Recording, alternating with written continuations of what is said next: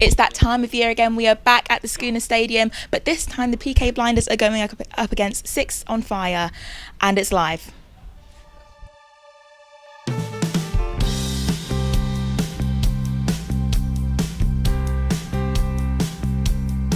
So earlier on this week, Callum Ewing spoke to PK goalkeeper Dan Mercer and asked him some personal questions about his teammates. Well, I've got some questions here about the entire team. First one is, who's the biggest flirt? Who's the biggest flirt? Yeah. I'd say Burton for me. He always likes flirting with the opposition, always likes trying to get in their minds. Yeah, and you're taking a coach over there as well.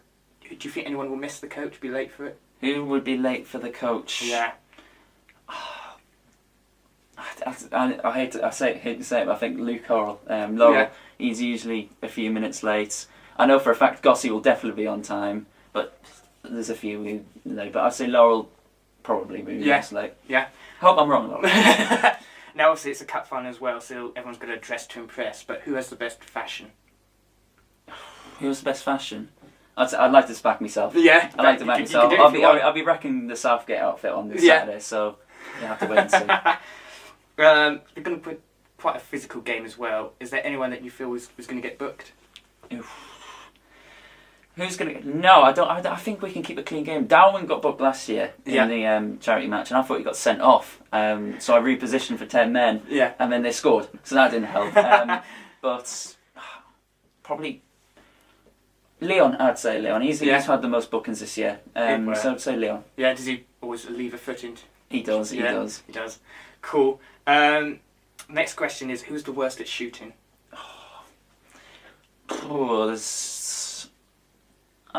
I don't. Who's going to line up one from 30 yards and go, oh no, that's going into row Z? Probably me. Yeah. I wouldn't say me. From a goalkeeper point of view, from an outfielder's point of view, I'll probably say... It's hard to pick because we've got some good strikers of the ball. I can't answer that one. There's so many I could back from 30 yards out. And how about in the other goal? Who's most likely to score an own goal? Who's most likely to score an own goal? We've had a few close calls with Jude this year, but he's a solid defender, so I can't. He knows the positioning. I'll say I will stick with Jude because he's been a bit close call, but he's a solid defender. Yeah. Who's the quickest? Who's the quickest? I'd say Callum Watson. Yeah. He's really quick. But George Wright over the whole pitch, he'll be the quickest throughout the game. Yeah. He's the best endurance, but I think Callum in a sprint's probably the quickest. Now, there might be quite a few goals, but who's going to put out the best celebration? No one will. No one will. No one will have a good fist bump the No one will have a good celebration. Yeah. Joe Goss will have a good end celebration if we win, but I wouldn't say no one will do amazing celebrations. Although I've heard good plans from West, which I can't hear yet. We look forward to it. And obviously, if this game, I think it goes to a draw, it goes to penalties. Correct. Who is the best penalty taker? Burton. He's not missed one. No. From what I tell, he always takes them with a weak foot and gone in. But yeah, I'd back him from the penalty spot from number one. Yeah. Who has the biggest connection to football? Has anyone descended from a professional footballer? No one's descended from a professional footballer. I think I have lots of connections to Newcastle United. Yeah. Shola Armioli, Ryan Taylor. Yeah. The owners. I would say I've got good connections. No one's really descended from like professional. It could have been all paving your own way. No. Yeah. We're all kind of bunched in the Sunday League kind of connection. But Ethan Evans probably has the more coaching background and carrying on the legacy of football, so I'd say him. Yeah. And final question, obviously it's on a big pitch. Who doesn't know the offside rule? Who doesn't know the offside rule? Yeah. He's going to be miles offside. Probably Leon again. Yeah. He knows the offside rule, but I can see him just... He's going to go hang. He's going to go hang, yeah. Well, thank you, Dan. That's all the questions here for the pre-match preview. Thanks, Cal. So now I'm joined by Bella and Emma. Luke Jones will be joining us at half-time, but we've just received the lineup. So for Pique, we've got Mercer in goal. We've got Kerslake, West, Flint, Christian Sims, Kemp, Wright, Burton, Goss, Gordon and Olney Watson. And quite a few on the bench as well. It's that time of year again. We are back at the Skuna Stadium, but this time the Pique... Well, it affected me yesterday because I'm already sunburnt, and I think it will. I think it's a beautiful day, but it's probably going to have some impact. And because, like many people, I have unfortunately struggled with mental illness in the past, and being able to give back to a charity that gives so much to the community, I think, is very important for me. And why is it so important for people to donate to Mind, and why it's such a good charity? Well, I think everyone suffers in their own way, and everyone has experiences that can affect them. So, if we can just try and raise a bit of money for that, and also show that we can come together as a group and have a lot of fun with our mortal enemies, really, should I say? Then it can all turn out being fine. So earlier this week, Kira caught up with Sam Armitage and Lewis Henderson and she had a little chat with them. Lewis, are you looking forward to the game today? yeah, absolutely. I mean, we've got a nice day for it. Really nice and sunny. Pitch is looking in really good condition as well. And yeah, fingers crossed it should be a good game of football. How do you think you'll do today? Well, I hope I don't gas out after 20 minutes, to be honest. That's the main thing. I haven't played 11-a-side for about 3 seasons now, so it's been a while. But holding midfield role for me, apparently, so we'll see. We'll see how that goes. So, yeah. And do you think the heat will affect the game today? Well, it affected me yesterday because I'm already sunburnt, and I think it will. I think it's a beautiful day, but it's probably going to have some impact. And fingers crossed, I think it's roll on roll off subs, and fingers crossed that we'll need to be swapping quite often. Yeah. Thank you.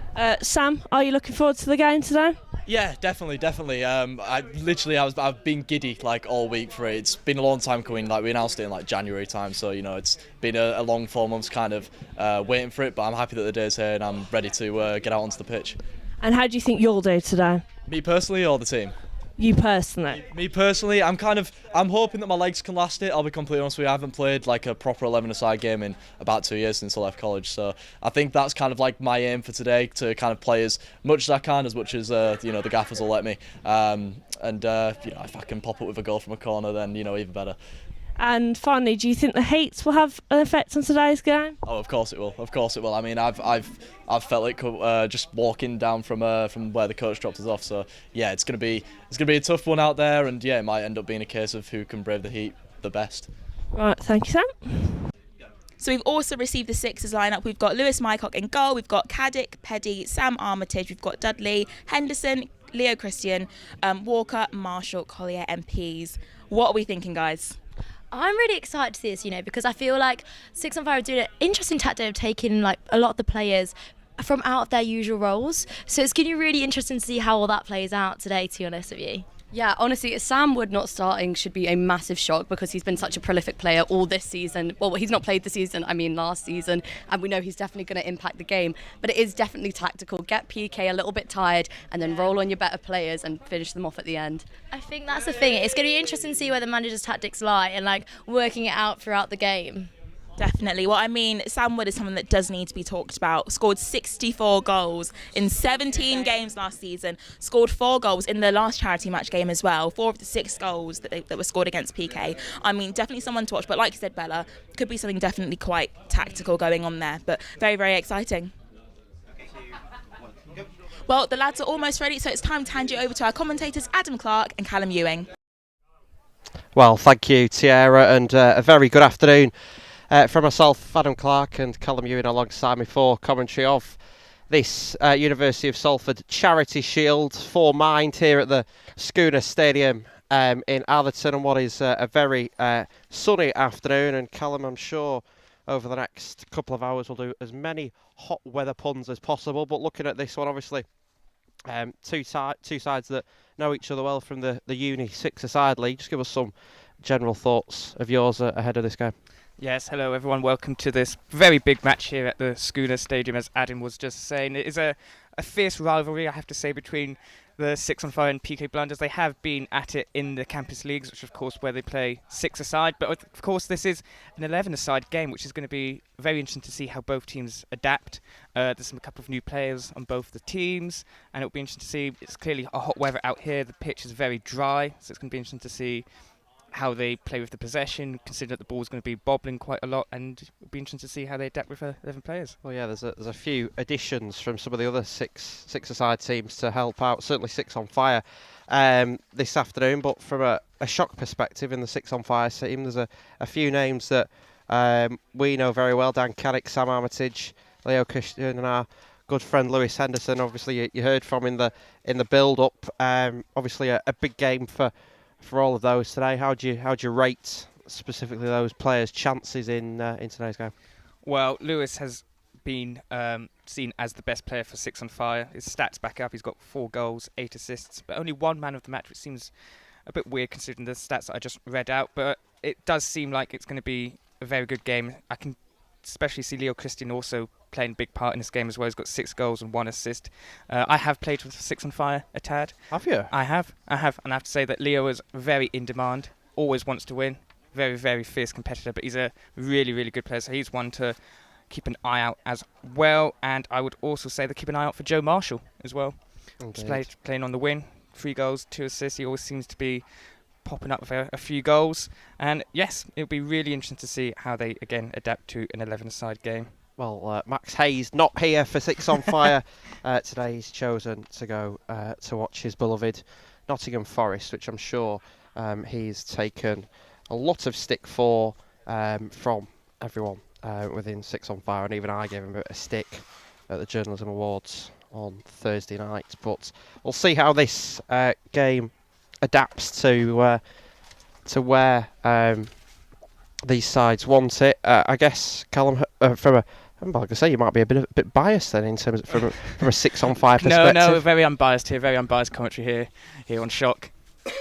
And also, just before we came on air, we were talking to again another one of our good friends, George Ike, who knows his housemate Jack Burton playing in centre midfield for Pique Blinders, the skipper for them. Obviously, I believe his parents have travelled up from London this afternoon's game. They're over in the what's called the Rose and Sandy stand on the far side. Obviously, a quite a distance to travel for them this afternoon. How do you rate Pique Blinders his chance with Jack Burton at the helm? Well, Jack Burton, from what I've seen, again, is another very fierce competitor. He's going to be leading the team out. Keep an eye out for Callum Olney-Watson up front. He's got an incredible 24 goals this season, so definitely one that Robert Petty and Sam Armitage will definitely need to keep an eye on when it gets to the defensive side of things. I do think this is going to be a really close game. Over the past few fixtures, it has been close. I think Pique Blinders won 6-0 the last time they played, but 6 and Fire won before that as well. So who knows how this game is going to go, but I think it's going to be a joy to watch. There's quite a few spectators, as you said, in the Rose and Sandy stand, which we can just see here, and it does seem like a bit of a party atmosphere, ready to get this game going. Well, you could tell the weather is good. George Ike is sat with no top on away to our right hand side. side. That I never thought I would see. He's just looked at me. I think he's just recognised that I've just mentioned that. Yeah. With a pint as well. Always. Don't get this in LBC. No, you don't. He's certainly not leading Britain's conversation from over there. The team's due out fairly shortly. It is just 2 minutes to 3. The team should be coming out fairly soon.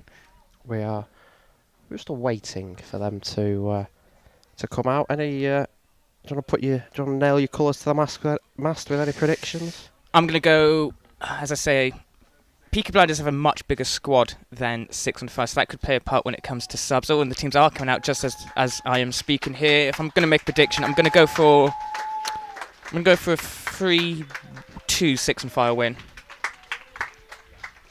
Yeah, we'll see. The referee is leading his officials out for today's game. The purple and black kit.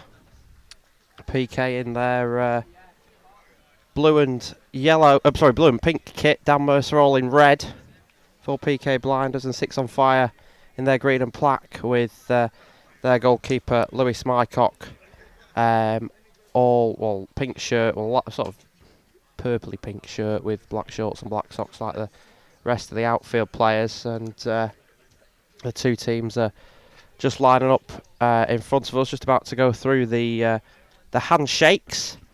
It's like the Champions League, but not without the music. Sam Armitage leading his 6 on Fire side.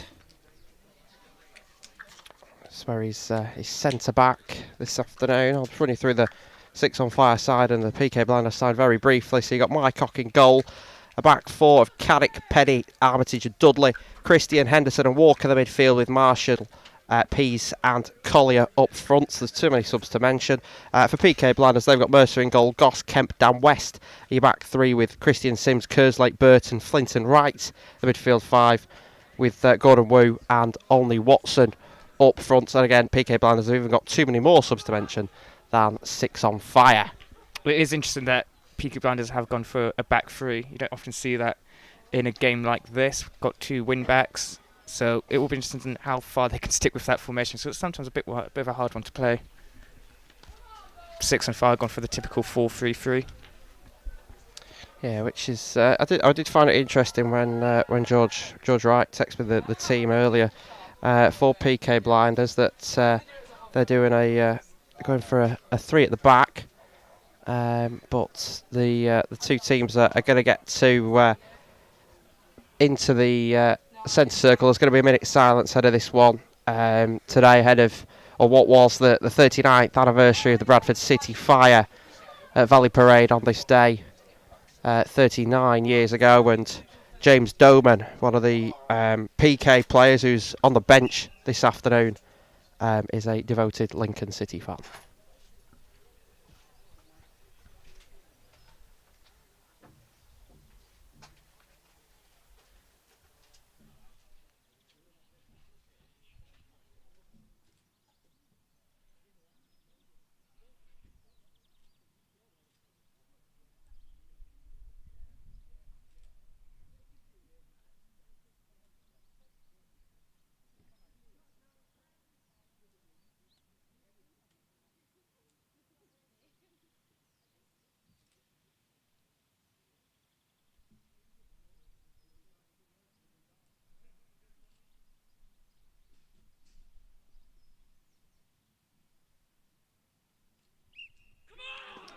And the minute silence there, impeccably observed here at the Skuna Stadium.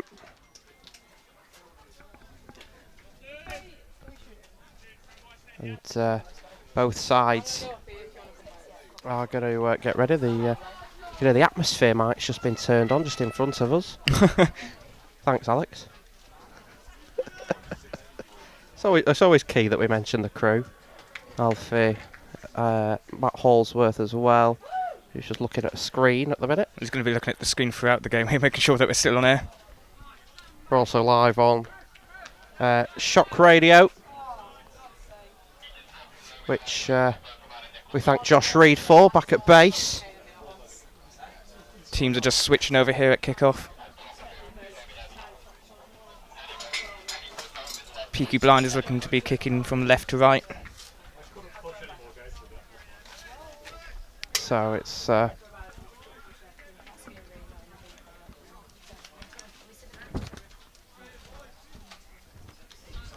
probably breaking all the health and safety rules here, but I mean, there's a commentator gantry and then there's a stand up on a bench.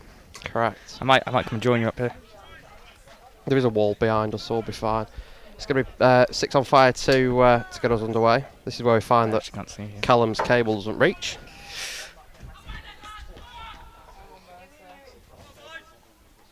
And away we go as 6 on fire get it past, and our good friend Lewis Henderson there knocking it forward. Dan Caddick looking to get it down the right hand side, but it's been intercepted by Dan West there. It's going to go out of play for a throw-in, which I believe that is a Batarp's second year on the line across there. Really? Because I'm sure I did. Is this speaker working with?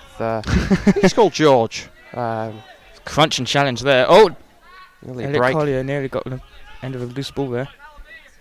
It's an opportunity here for Callum Aldney-Watson as it's pushed out again, and Tom Flint looking to get on the end of it. He's recovered it well there past Hendo as it's a ball over the top, and 6 on fire's left back. Sam Dudley was a bit of a scuffed clearance from Lewis Mycock in the end there. And it's back through, and that's going to go out for a goal kick.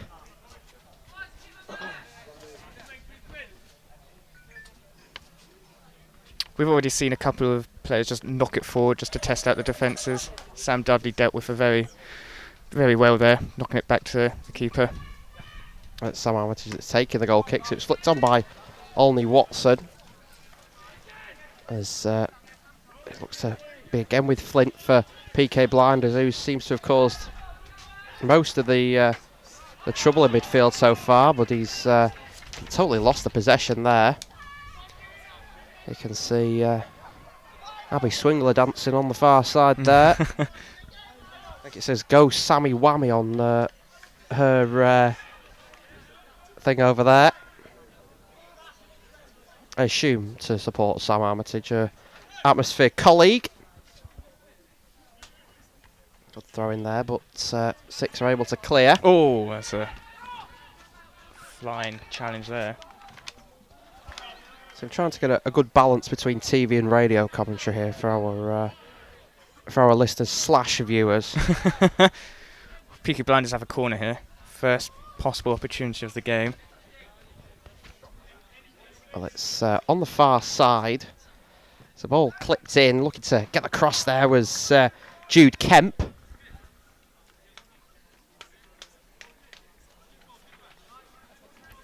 Another corner here. And you'll be glad to know that there wasn't any last-minute changes to the team news, which you usually do get in a match like this. So our lovely printed formations that I did this morning remained intact. Don't have to cross any names out. It's a goal kick now. Sam Armitage is taking it again. Do you think that's an interesting dynamic that Sam's on the goal kicks rather than Lewis? It is. It is quite common in games like this, especially in Sunday League, where you do have a player just kick it out. Sam does have a pretty big kick on it. So yeah, it's not uncommon. That's a good clearance there from Sam Dudley. We have 2 Sams in the 6 on fire starting 11. Looks to Pique looking to get that forward there. Shouts for offside against the assistant on the near side. But Gordon Wu, I think he was not in control of the ball anyway. Yeah, just an overhit pass there by Jack Burton. The ball's not going to hold up on this type of pitch. Well, they've played it short this time around. Sam on the ball. Well, it's been a quick opening 4 minutes. Oh, it's the first chance for the game here. Shot comes in and it's saved well by Lewis Mycock. I think it was... I'm not too sure, he nipped in with that there.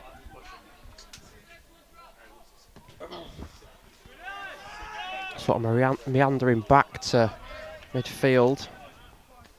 The player turns the back, we'll be able to see. It's Tom Flint in midfield again that's caused those issues. Sam Armitage with a good defensive header there. Just one tactical note here.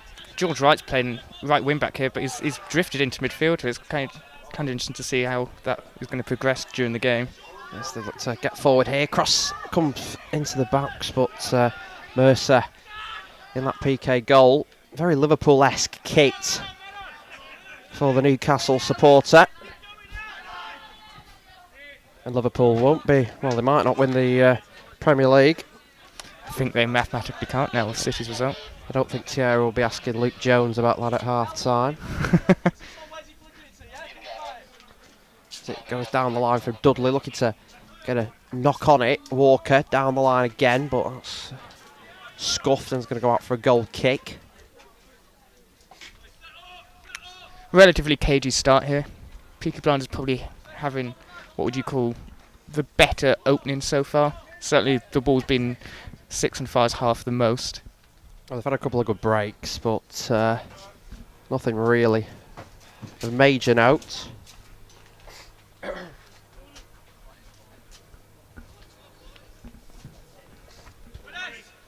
Ball down the line, Good header, Sam Dudley. Yeah, it's a good header there. As Pique looked to break through, Six looked to break through Elliot Collier, but he was adjudged offside, which I think is probably slightly hard done by. As Callum Paxton picks up the tape.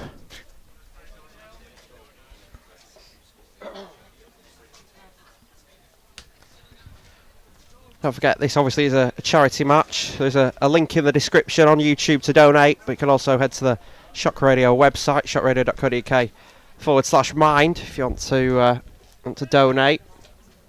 Seems to be a sub warming up for 6 on Fire early on there, as look to turn it round, but again that's out for a corner. Which there's been a few for Pique early on, Colin. 6 and 5's defence just kind of seems a tad bit more open than it probably should be. Well, the corner's going to be taken on the near side. Ball whipped in, cleared at the front post quite easily there, and gives it for Elliott to run onto, but that's cut out again. Leo Christie looking to storm in there, but again it's cut out, and Henderson looking to nip in. I was talking to Kira earlier, was Hendo. I'm sure he's looking to last the 90s. He's in that sort of CDM role, as you'd call it.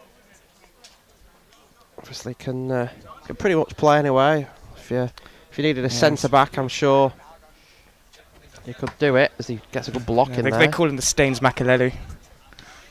He has played football at a good level, from what he's told me. Obviously, he said to Kira earlier on that he's not played 11-a-side in about 3 years, as that one goes nearly into the bar. Shout from Matt Green of Mind the Van.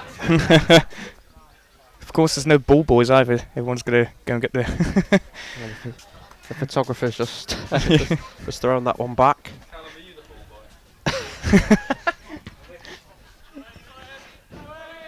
As it's out for a goal kick. Still 0-0. If you're listening on the radio, because you've got to give those regular score updates. Be interesting if they go long here. It looks like they are. They tried it short once.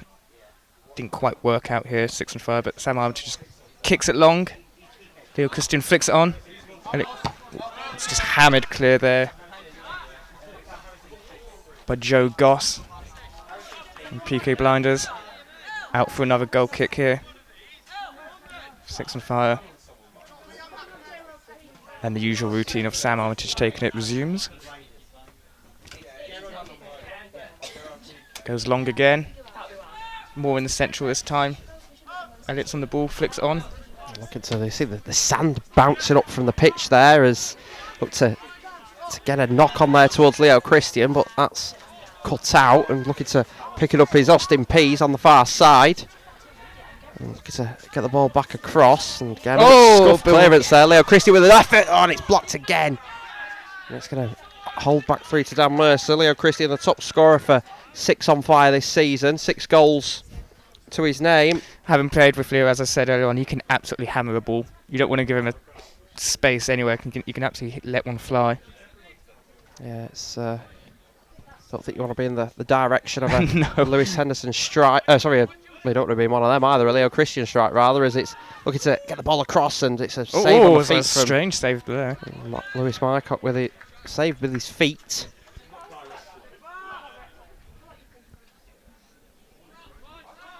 We could see a good amount of money raised here today. It's around sort of £500-600 quid on the GoFundMe page. I'll just give in other fundraising websites are available. Here's Sam Armitage out to Elliot Collier. Probably a bit of pace away from that as it's out of play. That's given us a PK throw-in. Elliott's done a lot of running for 6 and 5 here so far. He's nearly got on the end of a couple of loose balls. Callum Paxton still getting his refereeing in from Satched in front of us there. Telling touch by Leo there. Oh, the space. Oh! Looking to find Joe Marshall, but it does. The second opportunity for Leo. Looking to take the shot from distance past Dan Mercer, but it's well saved. Looking to get it on the follow-up there was Harrison Walker. Yeah. Sorry, Alex, if I clipped your microphones there. Here's Henderson. Dudley again into Christian, who's gone for the cut sock style. So look to get forward here for Marshall, but Mercer again is gets a good clearance out just in front of our commentary position. I think we're going to have our first sub here for 6 and 5. Elliott looks like he's just signalled to be subbed off at some point. Well, you got Joe Weintraub, the 6 on 5 gaffer in his suit on the far side. Must be absolutely boiling. He's named as a sub as well, so whether he'll whether he's got his kit underneath that remains to be seen. Maybe might be doing a John Terry, coming up with his suit, thinking he's played the game. It's going to be Sam Dudley to take the throw in here for 6 on fire, looking to get the ball across. And Leo Christian again, and comes into a strong challenge there. Henderson out to Carrick. Carrick down the right hand side, shouts of drive. He looks to get the ball forward, high ball into the penalty area, looking to get on the end, but it's out for a goal kick. Yeah, still quite a cagey game so far. Nothing really of too much note in terms of opportunities. Both teams have had a shot on target, but it's been relatively comfortable saves for each goalkeeper. I think most of the players are still getting used to playing 11-a-side and the heat and the bobbly pitch, but there's a couple of subs here for 6 on fire. Well, while we look at the subs, we've got text from George Ike says, can we get a PSA about wearing sun cream on the stream, please? Yes. Alfie Mulcahy says he needs to put... Thanks, Matt. As the referee... is it allowed play to go on there as the sub goes there? It's let's have a look who's come on. Just the one, I think, for 6 on fire. Onaimo Jerry Iowa, who's coming from one of the other 6-a-side teams. I think George Cullen's on as well for 6 on fire. 12 and 54. Yeah, George Cullen. I don't know who's come off. I think Elliot and Austin Pease have withdrawn for the moment. Yeah, George Cullen looks like he's gone up front. which does say it on the. Naima Gerioma has come on where Elliot was on the kind of the left wing. Let's bring the list of subs up now, so I can't use my folded sheets. Ball. Oh, the ball has gone. That's the first ball gone. Oh, there's someone that's just gone out the gate. Alex Foreman's never watched non-league football quite clearly. It's a well-oiled ball retrieval. Yeah, you just go and see who's the nearest person. Just tell them to go and get it. That's correct. And you just see some random person throw it back over the fence. Probably at the second attempt. Well, George Cullen, he's got 4 man of the match appearances, but he's usually played in goal for the 6-a-side side. He does have a goal though, so versatile player. Can use his hands, feet, whatever. You know what? We've got nobody stood in front of us now, so we can. I can sit down. The other thing about non-league ground is there's loads of pillars. There's also a shock banner. Yes, there's a shock banner in the way. Who's put that there? Alfie Mulcahy. Branding is key. Branding is key. That's going to be Alfie Mulcahy's network manager slogan for 24-25. Branding is key. Get it on a t-shirt. Available at shotradio.co.uk. You know you want to, Josh. I think we're just having a slight water break here. Obviously, it is absolutely boiling here. Yeah, it is. You don't want to have players passing out from heat stroke. God. There's a water break. How do we fill time for the water break? Well, how have you assessed the game so far? Well, I think we discussed it earlier with sort of the way that Pique have been able to have their opening of the chances, but 6 on fire. I've said there was sort of half chances through Elliot and Leo as well, but I think it's a fairly open game. Yeah, it is. I still think, as I said earlier on, they're getting used to playing 11 aside, and the pitch is doing no favours in terms of actual, what Pep Guardiola would say, tiki-taka football. We've gone to more non-league, just hoof it forward so you can get on the end of it. So I think it's a difficult one, because if you'd have played this on a 3G or artificial surface, then it's gone again. It's gone again. We're in normal service resumes here. But yeah, I get what you mean about the surface. If this was a 3G pitch, it would obviously not be bobbling at all, really.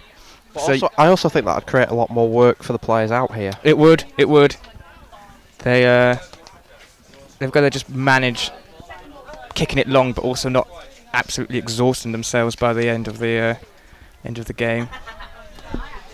And if this game stays at 0-0 for the next however long is left of this 90, I've got my stopwatch here.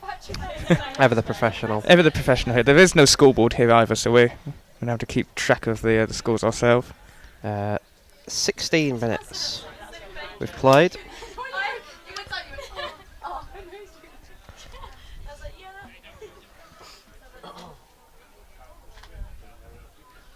Back into the Pique or the 6 and 5 penalty box.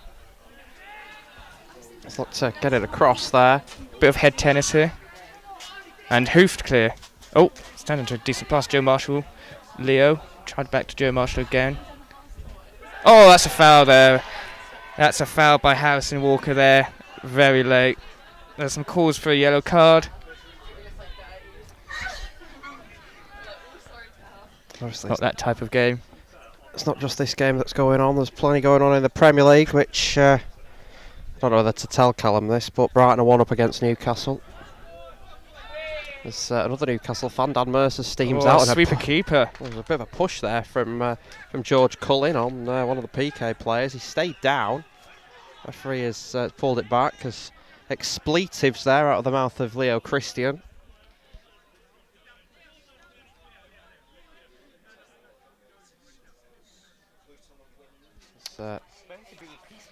Jack Burton goes into to calm it down. Jack Burton and Leo Christian have a conversation, 2 midfield titans. Luton lead West Ham 1-0 in the Premier League. Everything else is goalless. Earlier on, City won 4-0 at Fulham. And Celtic beat Rangers 2-1 in the Old Firm. Rangers having a man sent off in that game.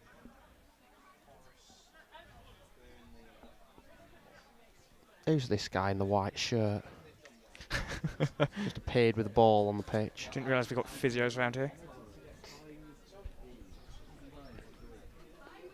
I don't know if you can see this on Shock TV, but just a random bloke stood with Lewis Mycock.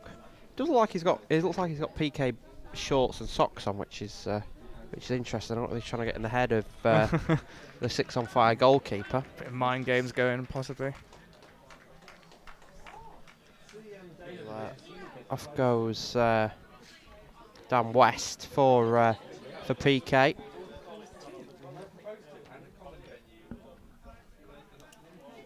The left centre back.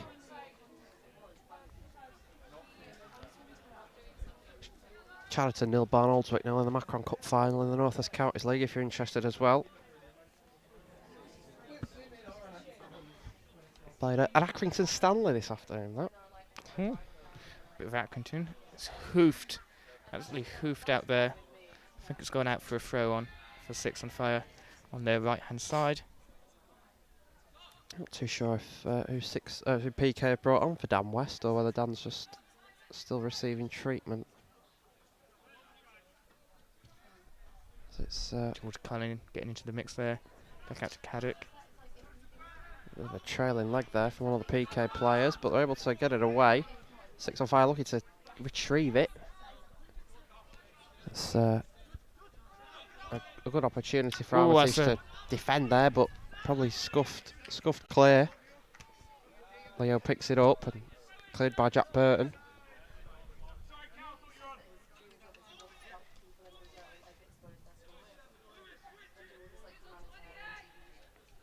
As Lewis Mycock gets it forward.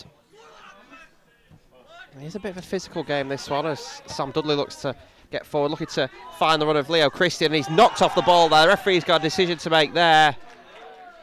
Free kick given. Yeah, just on the edge of the box there. Sam Dudley played the ball through. Leo Christian was about to be through and goal there. Oh, he was scythed down though, wasn't he? Yeah. It's always a debate, what's a shoulder barge and what's not a shoulder barge. I think that was just on the edge of being a foul. Leo Christian did get to the ball first. So there's 6 or 7 players round the ball having a debate, but I think it is going to be. I don't know. I think it's going to be George Cullen that's going to go for it. Sam Dudley was around it, but he's now moved away, as has Leo Christian and Sam Armitage. Is he a James Ward-Prowse? Let's have a we'll look. see. It's Cullen with the right foot. No, it's not, and it's absolutely. That's poor.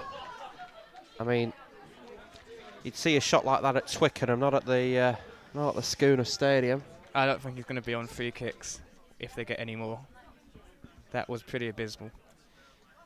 Oh yeah, it's not what you want to see. Don't think you can even blame the surface on that one. Yeah, that was. Yeah, definitely. No excuse. Oh, great pressure there. A good challenge there as they look to get forward here, do 6 on fire. They've got a throw in from it. Tell you what, since coming on, Naimo has looked pretty bright, to be honest.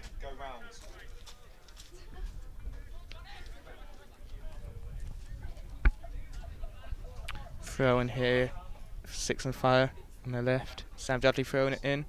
It's gone straight through to Dan Mercer.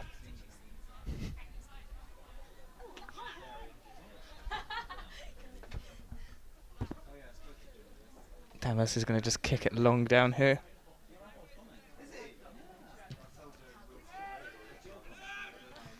Good header by Petty. Henderson's getting in there. Oh, Sam Harrison's come on. Oh, our very own. Leo Christie looks to get it through to George Cullen here. He's really ripped the shirt off of Jude Kemp there. To see Sam Harrison on the pitch. The very own, don't blame the official host himself. That's the one. He's sporting some white and orange boots this afternoon. Oh. Very bright boots. From the land of Callum Paxton. Stoke-on-Trent.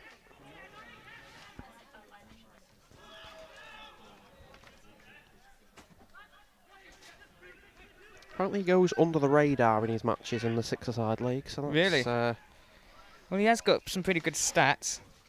He's got 6 goals, 8 assists. Not too shabby at all. There's another sub here for Pique. Yeah, I do think this is going to be that looks like a foul throw there. Luke Hurrell is also on for Pique on the far side. Yeah, they have given that as a foul throw. That's a rookie mistake there. I give up crossing on and off. I'll just use the list as numbers to names. Very pre-season. Although sometimes you don't get numbers. An opportunity for ball forward for Pique there with Hurrell. Oh, it's through. There's an opportunity here for Joe Marshall. He's looking to get through. He's in his bright orange boots. Takes the shot over Dan Mercer and over the bar as well. Goes. To be fair, it bobbled just as he took the shot, but that is a massive opportunity for 6 on fire there. Straight through and goal. Had the entire goal to aim at and hit it into Rosette. Yeah. He'll be looking. Joe Marshall will not be happy with that. That's probably the best chance of the game for 6 on fire. They were straight through on goal.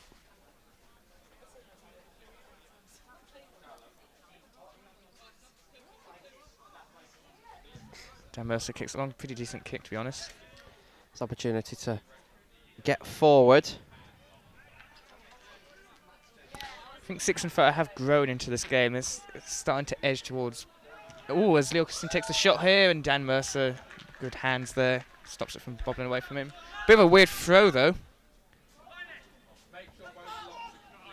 That's a throw in there. That's going to be taken by 6. As Leo Christian looks to get the ball forward there.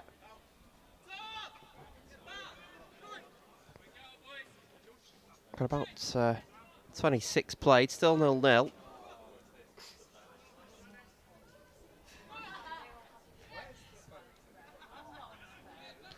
Oh, good touch there in midfield. Oh, lovely. Just got away from him there. Looking to get through here is Leo Christian. He steams through. He's brought down. I don't think there's too much there from Luke Hurrell. Alfie Mulcahy, he's only in a minor panic about the smell of burning across the stadium. I don't think it's going to be the van, Alfie. I think you'll be okay. Might be the vision mixer compared with all the plugs in it. There's a few chants.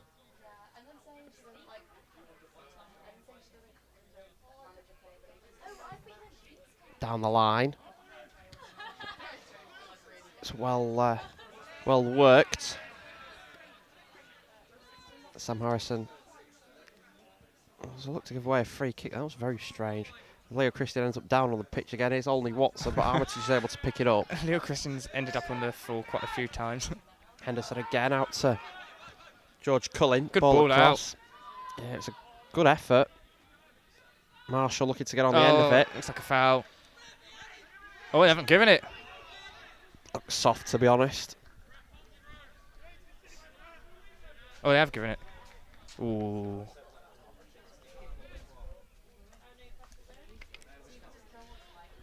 This is another opportunity for 6 on fire here. Well, I think it was. To be fair, I think it probably was given more by the assistant on the far side before the ref actually spotted it.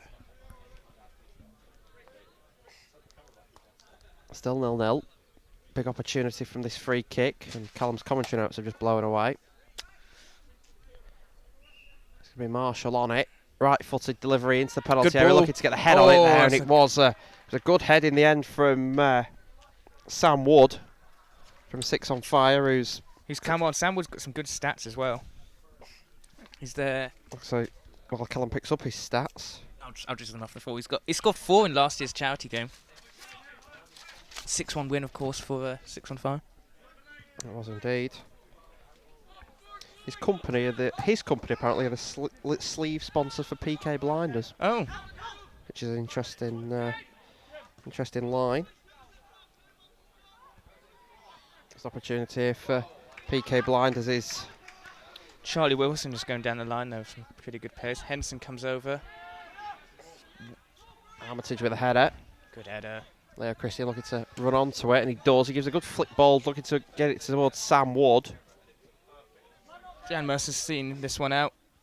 Doesn't quite have enough pace on it though to go quite out, so he picks it up in his own penalty box.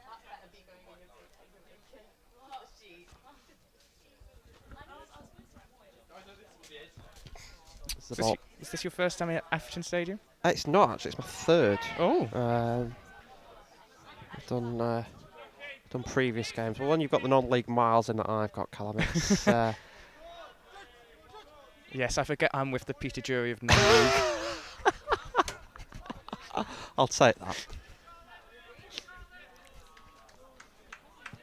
Oh, it's a good ball there. Joe Marshall. I think the guy's the offside flag there. There's an opportunity here for Wood to take the shot. Ball over the top of Mercer, and it's gone it's wide over the bar. Again. That's another opportunity for 6 on fire there. They're getting a couple here.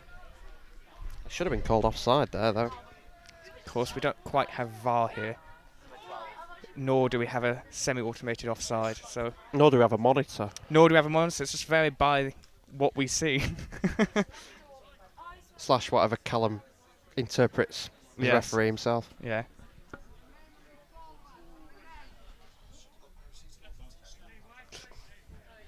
Luke Jones is struggling beside me here in the heat.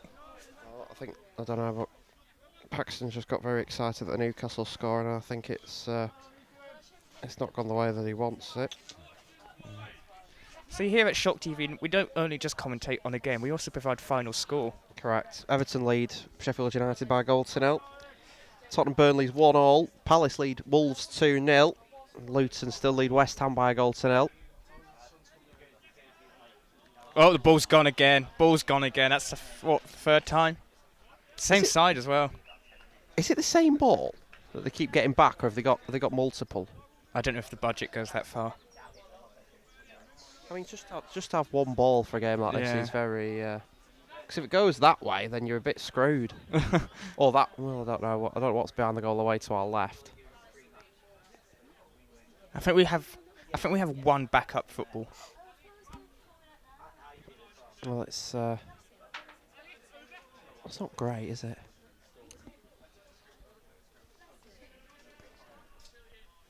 Also, there's been 2 goals in the game at the North West Counties Macron Cup final. Barnolds lead Cheltenham by 2 goals to 0. Pledged over half an hour here. Still 0-0. Oh, Sam, very nicely timed tackle there. Looking to. Oh, Elliott's back on again. Elliott's using his pace to get free here down the left-hand side for 6 and 5, but it's just. It's come back on for Neymar. They are certainly using roll on roll off to another level here. Yes.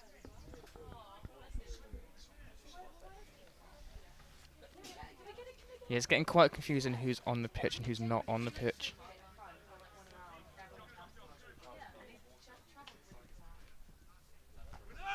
Good header by Sam Dudley. I have to say, I think Sam Dudley's been 6 on 5's best player so far, to be honest. Yeah, it's a good one there. Reece Harris-Clark is also on for Pique Blinders up front.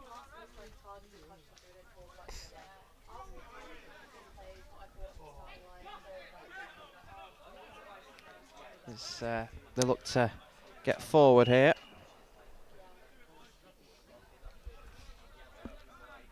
It's a sub. I'm not sure what's got us. Another odd sock sub is coming on for Pique there.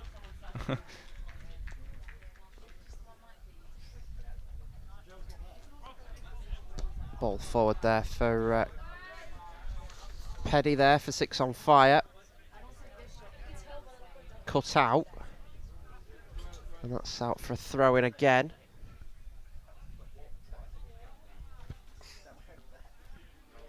It's interesting that they've taken off Lewis Henderson for a bit. Yeah, you can see him setting the dugout there. He had a very burnt neck last time I saw him. He played golf yesterday, and of course. I think he's regretting that. Well, Callum is chasing down Sam Armitage here, but Sam's just going to see it out. Very nicely done. Don't overcomplicate it in those kind of situations. Throw on taken quickly here. George Wright. Oh, it's a bouncing ball in the penalty box here, but it's safely into Mycock's hands. I've been told that it's just past £800 on the donations page. That is a very, very good number. If you want to donate, the link's in the YouTube description. See if we can get over 1,000. There's an opportunity for Pique. Take the shot there, and Mycock gets on the end of it. I think it was Sam Harrison with the effort there. Although there is a player down. I think it's Dan Caddick. It's down for 6 on fire.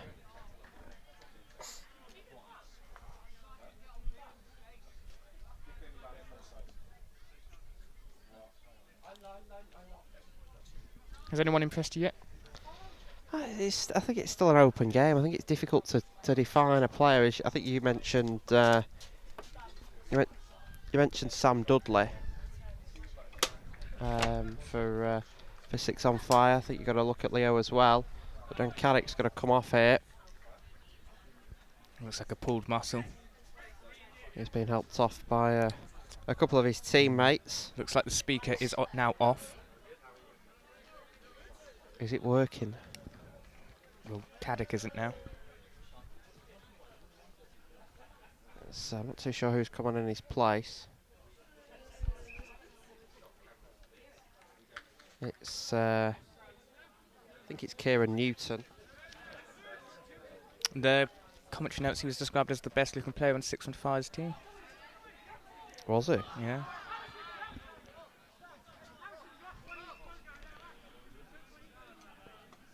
Wonder who wrote that. Not sure. Well, he's on the far side.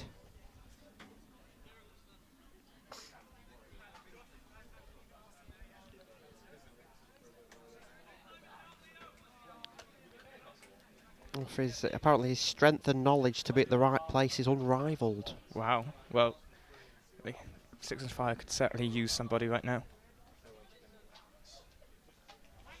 Well done, Callum. Thank you.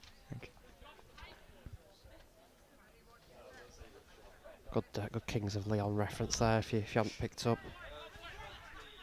I won't sing it.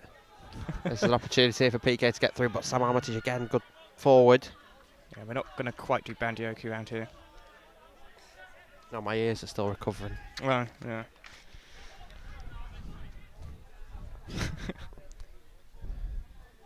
I think that might be the last Journalism Awards bingo that ever happens. I totally don't know who organised that. It wasn't us two. As a out of play for a throw-in. Shock Awards bingo, though, that's on the cards. Yep. Certainly going to have some interesting ones on there. Alex Foreman walks around with walkie-talkies, probably a good one for that. Ball forward there for Joe Marshall on the right-hand side. Looking to get the ball across towards Elliot Colley, but it's a shot there from Wood, and it's saved once again. Save by Dan Mercer. That's a great save. Ball came over, Elliot Colley left with quite a bit of space at the back post there. Got some real good connection, good technique there to get it on the volley. Dan Mercer gets down well low to push it round for a corner to 6 on fire. Not too long to go till half time here.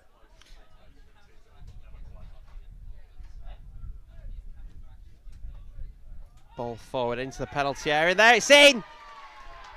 And 6 on fire off the opening goal in this one. I'm not sure who got the final touch. Well, in fact, it is Sam Wood. The goal scoring from last year returns. Bit of a very, very messy goal. Corner came in, back post Stramash, just bundled over the line really. He scored 64 goals in 17 six-a-side games last season.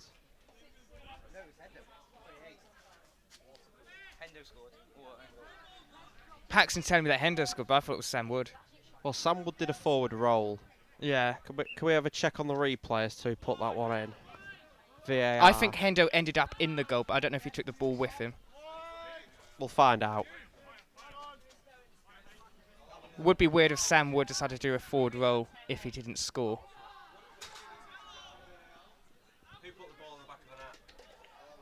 Matt Hallsworth's having a look. Yeah, we've got our own our own VAR here. Matt Hallsworth is our video assistant referee.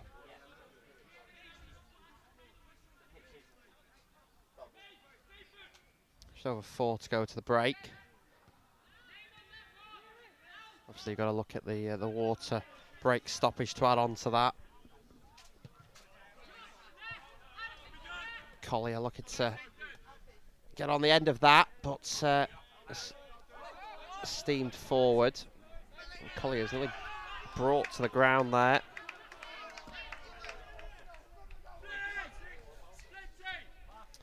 Well, it doesn't matter who put it in for 6 on fire. They do lead by that goal to 0. I think the momentum was heading towards 6 on fire as their half has gone on. They've had a couple of good opportunities, and it was a messy goal, but they've got it over the line.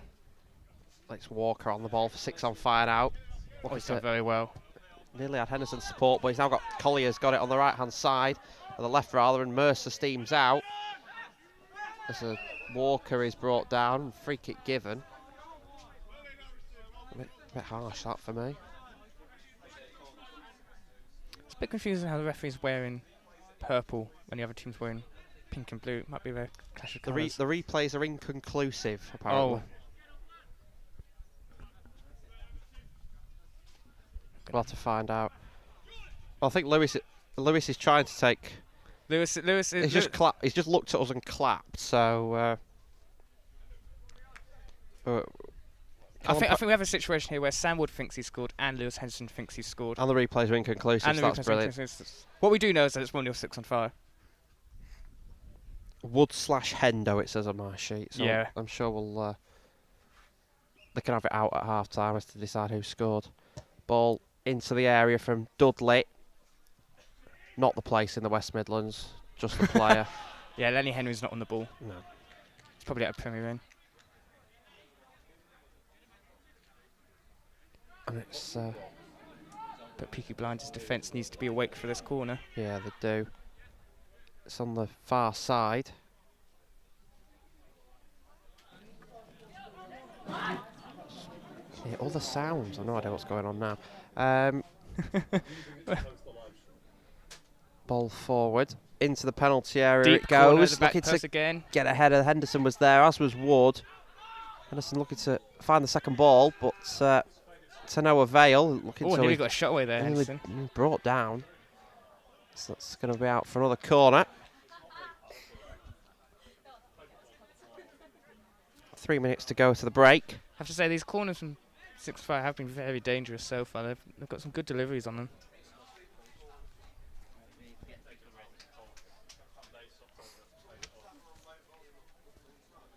As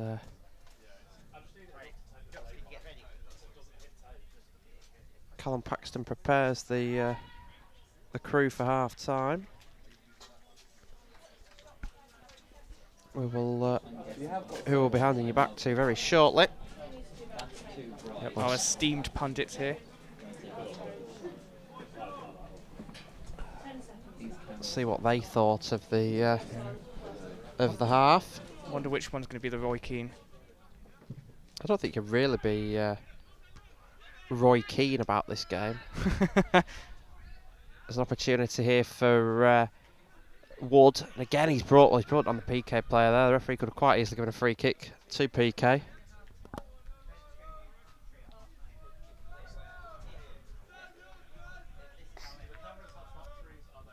Sam Wood is getting some chance away to our right hand side there. 2 to the break.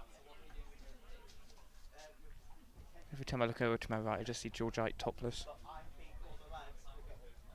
has put the pint down though. I was gonna say he's put his pint and his phone in the shade, underneath his chair. But as he says, he's wearing sunscreen. Well, I'd assume so. I'd assume so. You can get a tan, but just don't get melanoma. Corner into the penalty area. There from 6 on fire. Armitage looking to deliver the second ball. Oh, ref's giving it again. Ref's takes his time to make his decisions in this game. He's very keen. Another set piece here. It has been all 6 and 5 since the goal as well. Oh, the wild Alfie Molokai has appeared behind us. Hi, Alfie. Oh, it's a penalty. Yeah. All right. Well, the referee has given some bizarre decisions this afternoon. That one still... I don't even know what happened there. I think the replays are inconclusive on that one. Matt, get that one checked. Handball, apparently, is what Callum tells me. I think that's quite a soft decision. I can't see because Alfie Mulcahy has just walked in front of me. It's going to be Sam Wood to take this spot kick. A good 2-0 lead at half-time is it's definitely what 6 and 5 wanted. Well, if Sam Wood does slot this one away, then he certainly has got at least one goal this afternoon. Dan Mercer has to retrieve the ball. That forward row won't be for nothing. We have hit 45 minutes. So it'll be up to the referees whether this is the last action of the first half or not.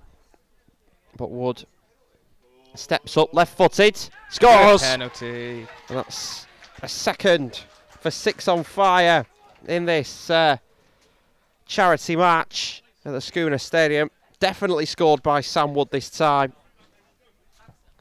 Heading into half-time, it's 2-0. Pique Blinders having a bit of a talk in the centre circle here just to find out a way how to get back into this game. I don't think George Ike, as a PK fan, is happy with that penalty decision. Says he wants a public inquiry. Yeah. Probably might tweet something later on. If he's not tweeted already.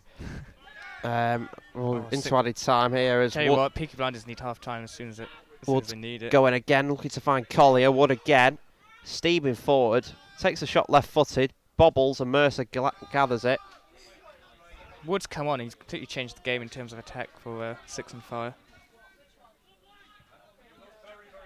Pique Blinders haven't really had an attack in ages, but they might have one here, but Mycock comes down. There's a bit of a clash of legs there.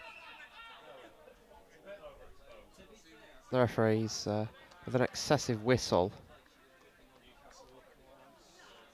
What's a yellow card I mean, that's here? a bit harsh, that, on Olney Watson, to be honest.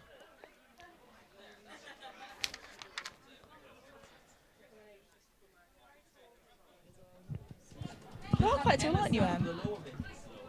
I'm getting voices in my ear here. Alex is just doing it to wind me up now. He just grinned at me. Yeah. I'm definitely not hearing things, Alex. Ball, look to get it forward there. Good header.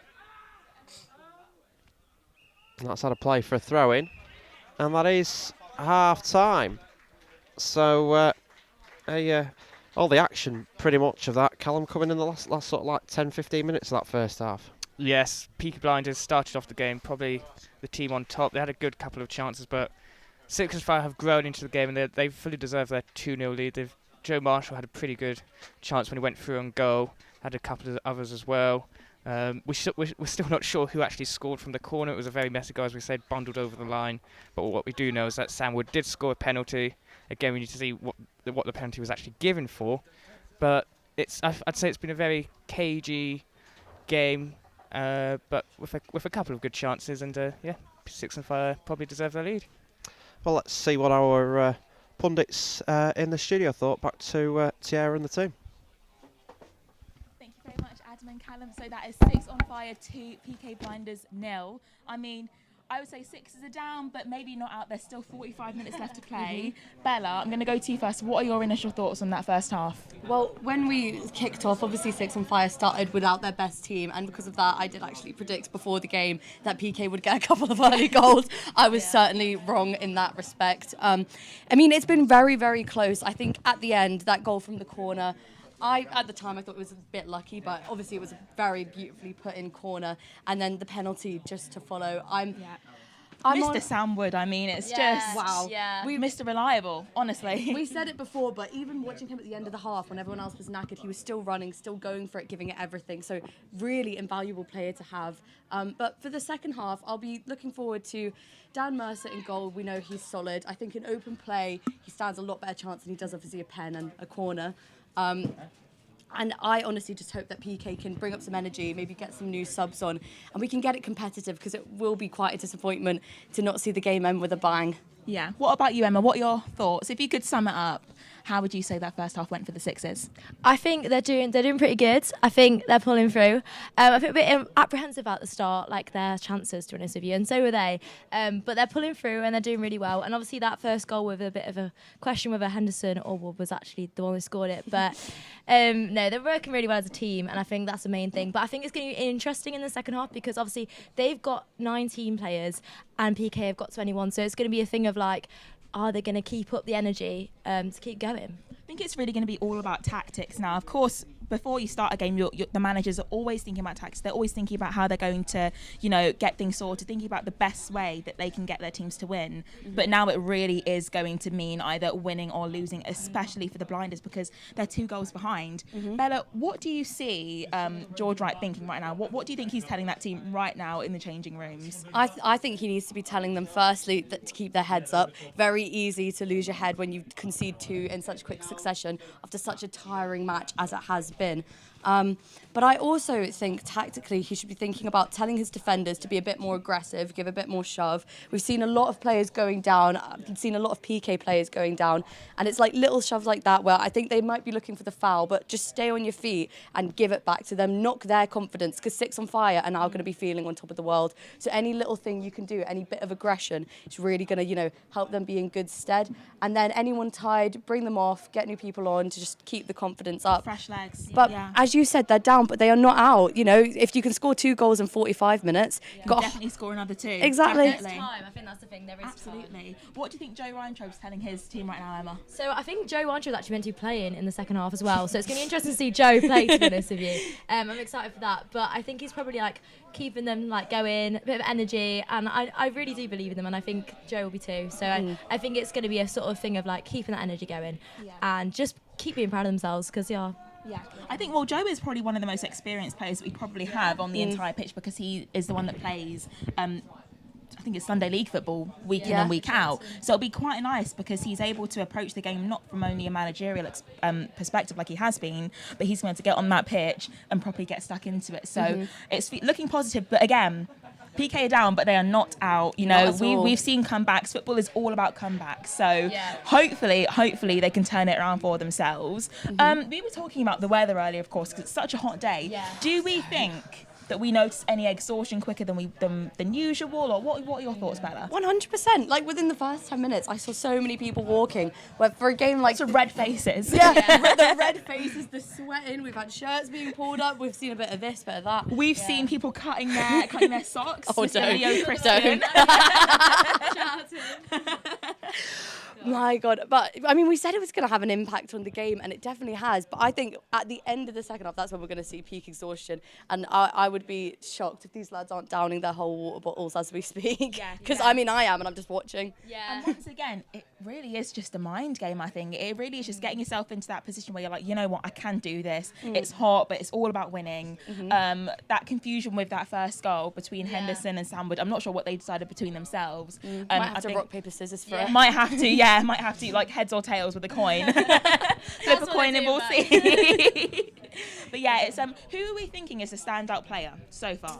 I think the easy one to say is Sam Wood, but I think he very much came in at the end and poached some goals, to be honest. Obviously he wasn't there at the start, which was a bit of a shock from everyone really. But he has been pulling it through. But there's a lot of good players, obviously Joe Marshall there, really was quite close, to be fair. We all felt it when his hands went on his face. But no, there's been some close calls, but it's nature of what's going to happen. Marshall has a lot of passion as well. The way that he plays as a person, if you know Joe Marshall, really, really passionate. He puts his all into all of it as well. So he'll be gutted that he didn't get that goal, but he'll be at the same time thrilled that they're winning and that they're getting along. So I think Leo, to mention a player, I think Leo Christian's been very consistent throughout the whole half. One of the few that I haven't seen get tired. And Dan Mercer as well has really stood out for me with his communication. I know he's not the captain today, but he feels like a captain from sitting over there. We can hear him, like literally, if you go down there to get a hot dog, you can still hear him shouting. Yeah, I think it's really important in football. Of course, you have your captain, but it's important that you have so many role models within the team that are able to 100%. provide that sort of backup to the captain when needed. And Dan Mercer is the epitome of that. He's always there. He's a constant essentially for the team. And like you said, Bella, you hear him wherever you are. You can just hear him across the pitch. So yeah, it's looking really good for him. Even though he'll be really disappointed for letting those goals, he did have a pretty good game despite letting in those goals as well. So it'll be one of those things where we just have to see where things go really. And can see some of them warming up now.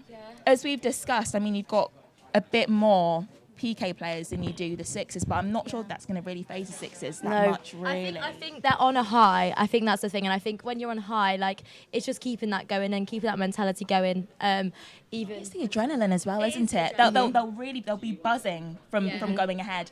And they've obviously had a break now as well. They've had some more water, and I think that's going to really help. And I think maybe people were flagging a little bit by the end of the first half, so it's going to be really exciting to see how they pick it back up.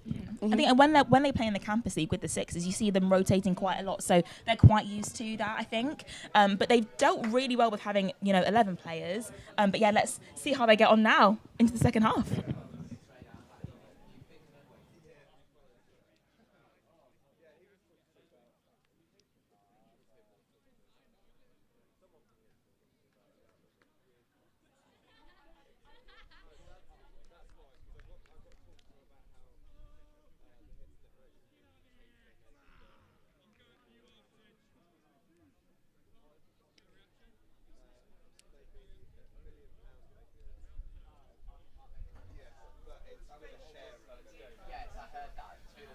Thank you, Alex. Thank you, Tiara, Emma and Bella there for that first half analysis for the what is a 6 on fire 2-0 lead.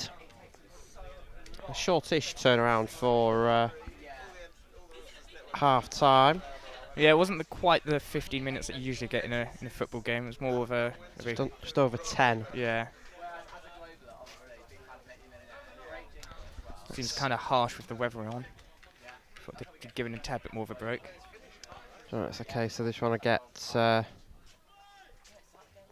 whether they want to get a case of get this done as quick as possible. It's going to be the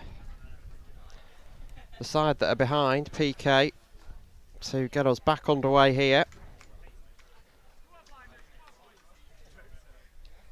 As they lead by, they trail 2-0 to 6 on fire.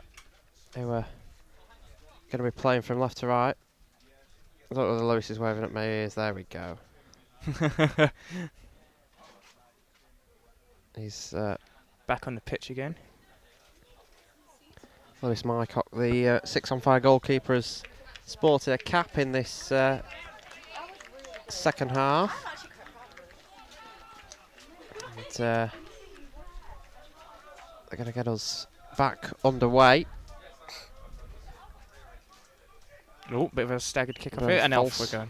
False start in athletics there as Pique Blinders have the early possession. Looking to get the ball forward. And Pique might have an early free kick there, but to no avail. Going to go for that free kick on the far side, just in front of the Pique dugout.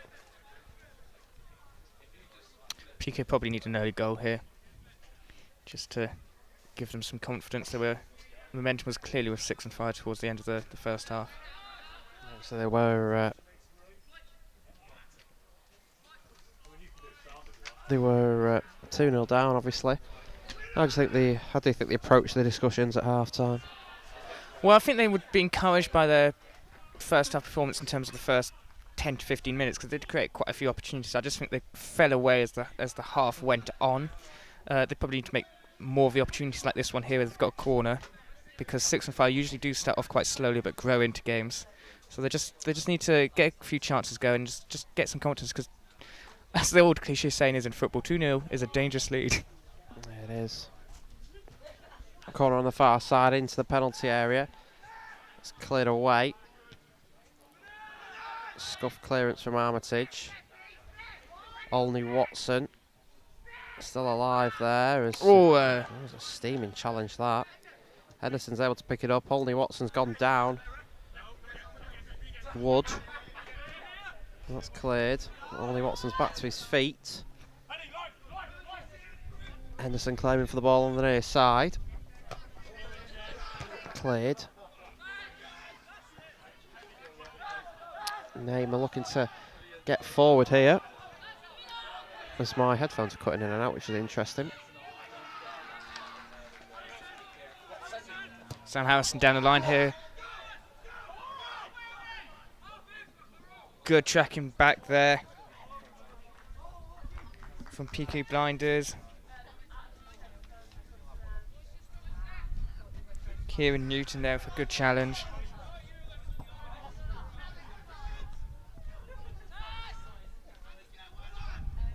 Oh. So Walker looking to get forward. Ball forward, looking to get the ball across.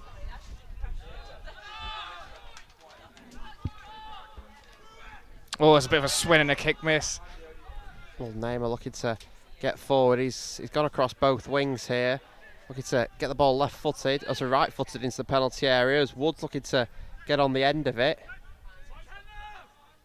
As the shot comes in just over the bar. Yeah, Lewis made the run there. Lewis wanted it played off to him so he could have a shot, but Wood used him as a decoy. Tried to wrap around his left foot and to try and curl it into the top corner, but didn't quite get enough accuracy on it. There's a sub here for either Pique or 6 on Fire, but there's nobody actually coming on or off. It was just the assistant that flagged through, which was interesting. We're back underway anyway. Mercer looking to get this goal kick. Good kick. Good. Christian looking to. Let's look at it. Sorry, that wasn't Leo Christian. That is Joe Weintraub.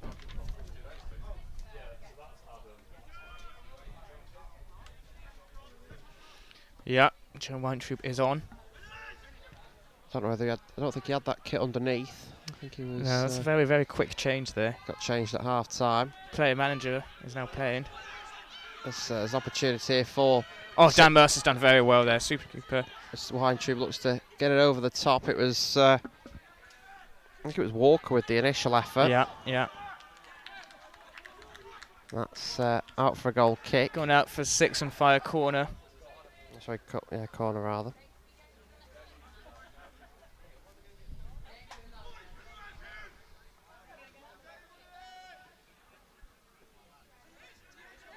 Well, Pampson's now being a car official here. Yeah, Matt Green's just leaving. Ball into the area there. And that's going to be cleared by Pique. Sam Harrison here, driving down the line. Bit of Lewis. Henderson brought down there. He's stayed down. Hurrell that got the ball, got the foot across Henderson there. Referee, some appeals for a foul, but play goes on. Petty kicks it down pitch.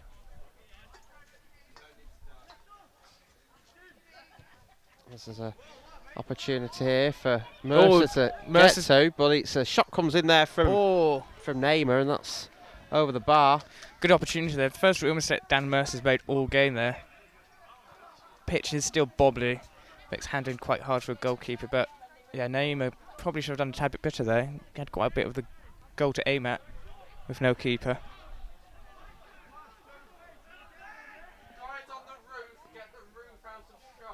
Ball is forward. Pique looking to get it forward. Harrison Walker's free on goal here. Shoots. Oh, just wide. Good pressing there by Walker. He started the second half really, really well. Yeah, it was unfortunate there.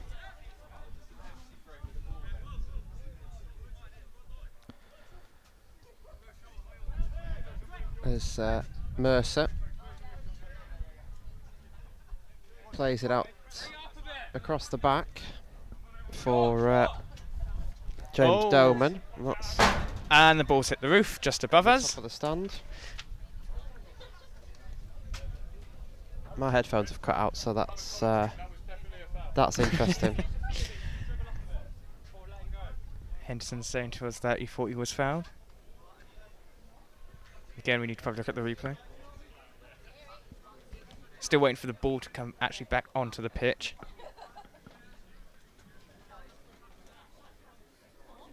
Just having some technical issues here. So I am your sole commentator for however long the cables need to be sorted out for. The ball has now come not quite back onto the pitch, hit a couple of spectators. George Ike is not happy that hit him on the head. Yeah, I think that was a very Callum Paxton throw, and indeed it was Paxton throwing it back. He kicked and it hit George Ike. Anderson's back up again.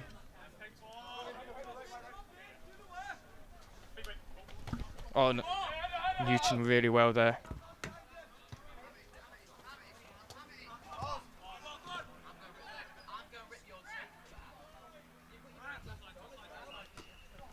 George Ike and Callum Paxton having a bit kissing of and making up there.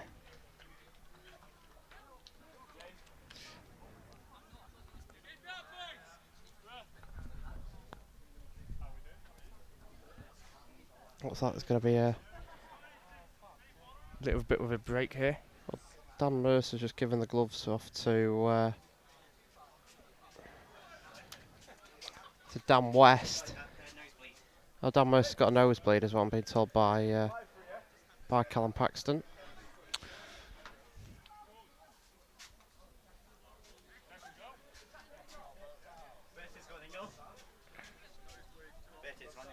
As someone who has suffered many a nosebleed playing football myself, I know how frustrating that they can be. Well, it's Jack Burton that's going in goal rather than Dan West.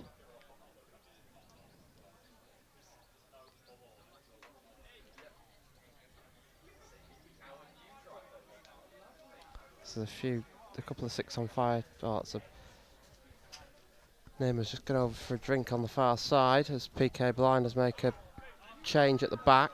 What I'm seeing is Lewis Henderson is chatting to the linesman there, probably talking about why it wasn't a foul.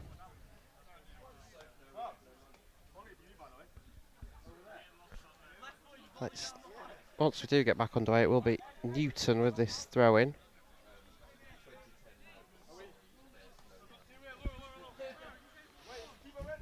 Also, this is Lewis Henderson's last game for 6 on 5, of course.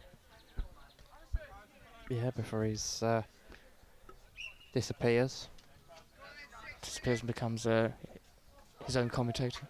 Yeah, indeed. Has thought to get the ball down the line here, but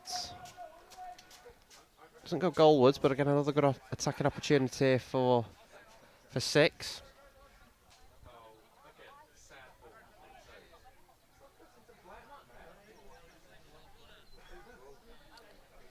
Newton with it on the near side.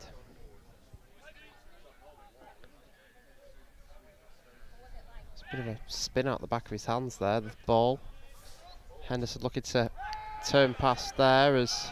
Claims for a penalty. The referee hasn't given it this time around. I don't think you'd get too much from that, to be honest, as Newton looks to intercept for 6 on fire. Weintraub there again. Henderson brought down, referee not interested. There's a couple there that obviously the referee in the first half was quite keen to blow his whistle for fouls that looked on the softer side, but seems to be wanting the game to run a bit more now. Well, he's gone the opposite way.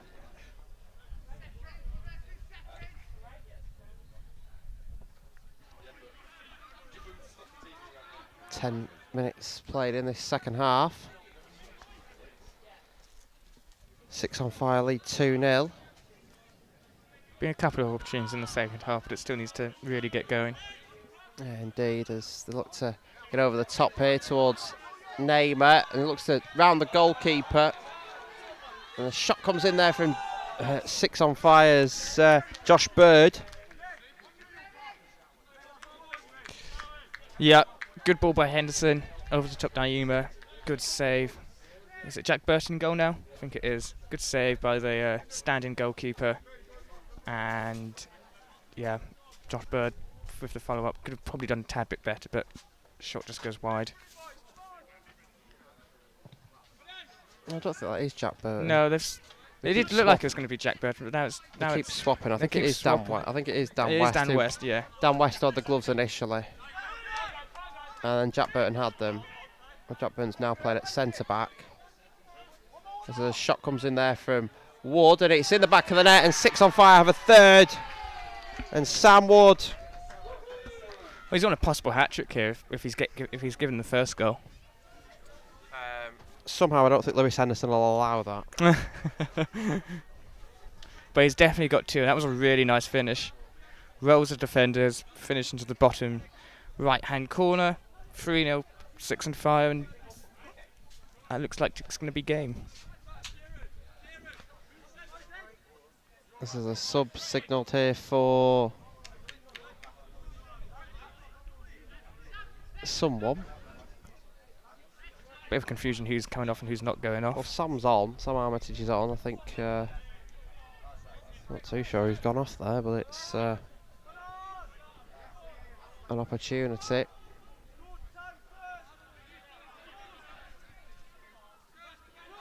Looking to get it forward here is Pique, but again looking to get the throw in. But it's going to be a 6 on Fire ball.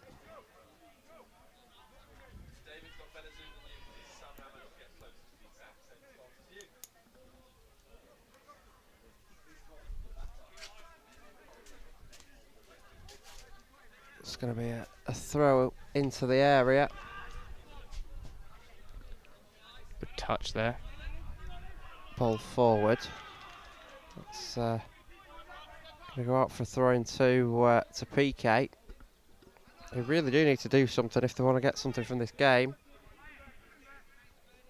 They've got to score 3 without a 6 reply, which from what we've seen this afternoon is proving difficult for them.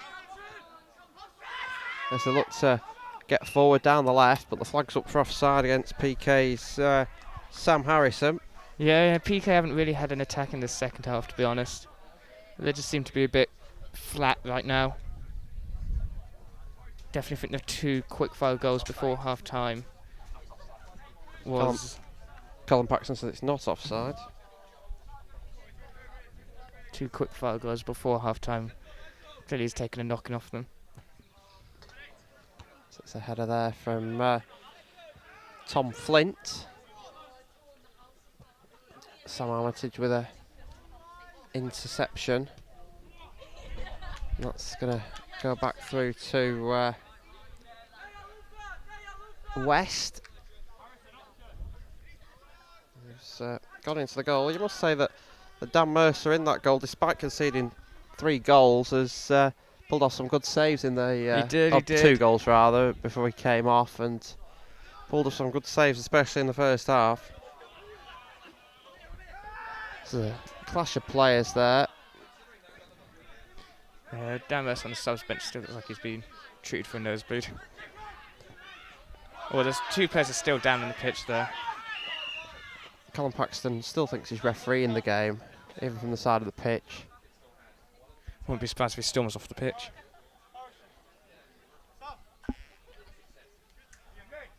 There's 2 players down either side. Oh, it's Paxton's acting as linesman producer. You score that first goal?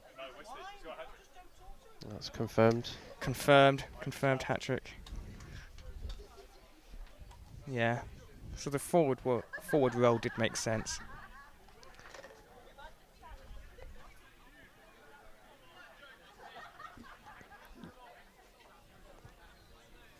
So he's doing well, Sam Wood.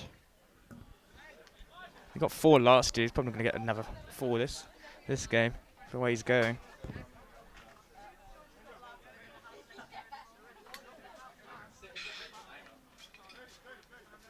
Just waiting to restart the game here.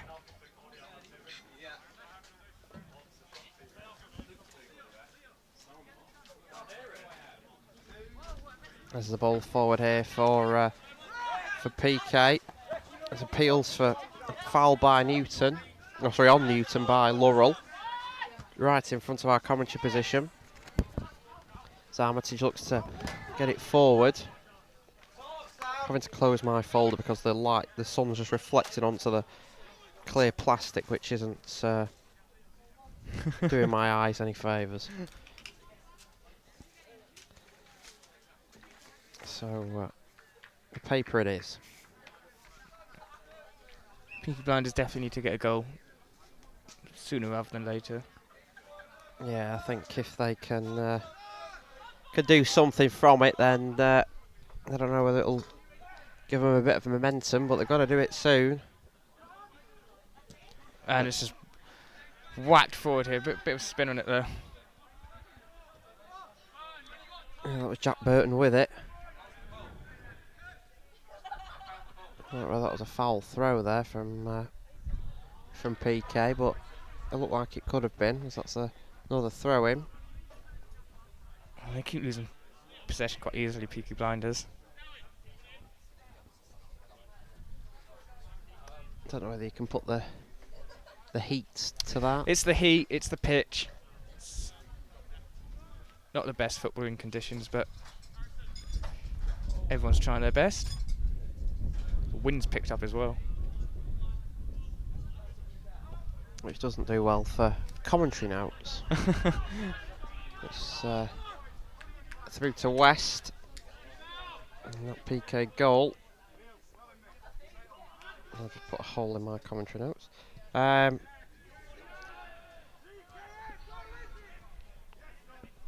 Just past the hour mark, 63 on the clock. 3-0 lead for Pique.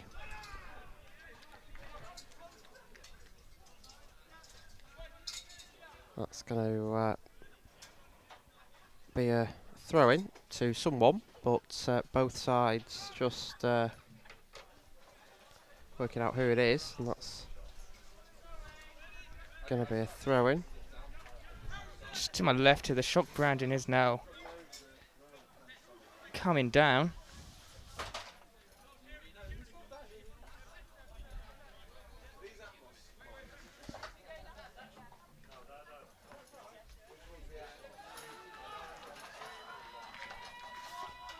Dan Caddick is now back on. He's returned.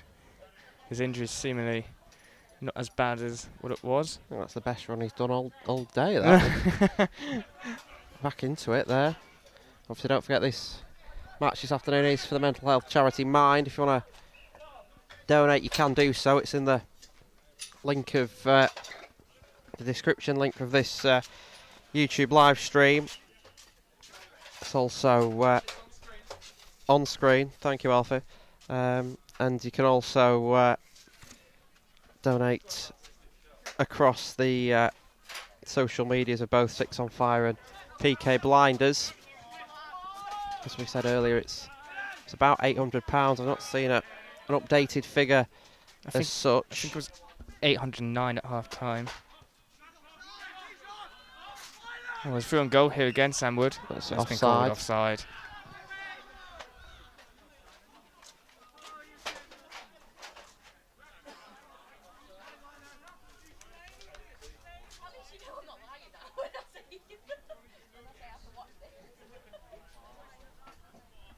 £829 is the getting there. Is the current total.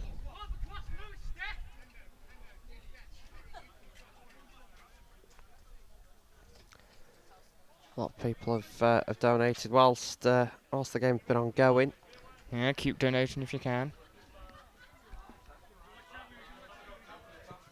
Burton with the kick forward for Pique. Here's Sam Harrison. Having his shirt pulled by Cullen there. He's got about 4 players on him there. Someone needed to help Harrison out there. West is going to try and chase it down.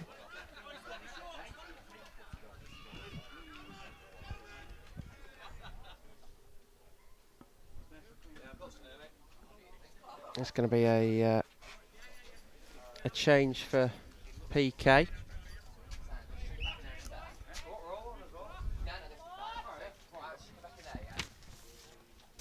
West takes the kick. It's a poor ball there from from Pique as Six looks to retain it through Henderson, but Pique have still got the possession. Only Watson out to the far side, looking to get the ball delivered into the penalty area. Header. It's Gordon Wu there with it, looking to get through the back line. Caddick did well there to get it away. Thumbs up from Caddick.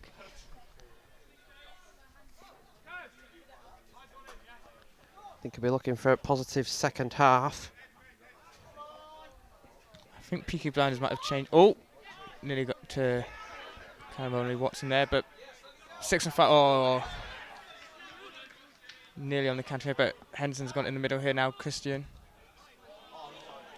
It's a good long ball forward there into Joe Marshall. Lets the ball across, and the keeper comes storming out there against Wood.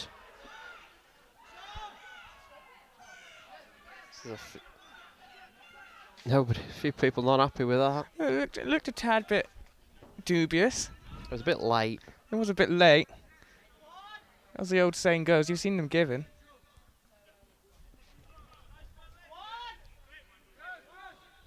Oh, calm under pressure. Mycock. Ball forward there. As goalkeeper. It's going to roll back through. And 6 on 5's other goalkeeper is playing in midfield this afternoon.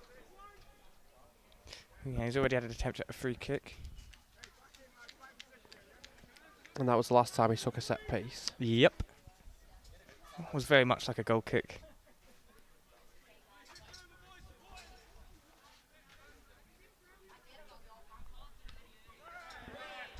That's out for a throw-in.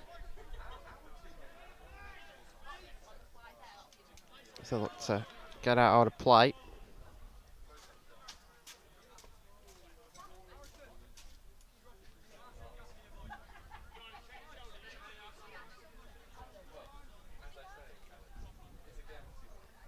Oh, bit of a loose possession here. Peaky Blinders are very open now. Maybe some tired legs out there. I know they've been rolling on and off subs, but it's still absolutely boiling on the pitch.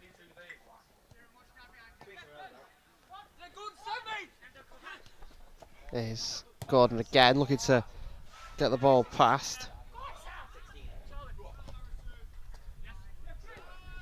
Henderson's looking a bit tired. He's not really had too much time off, has he? No, he's done well so far in terms of playing time. Oh, there's a chance for Peaky Blinders. It's cleared away by Armitage.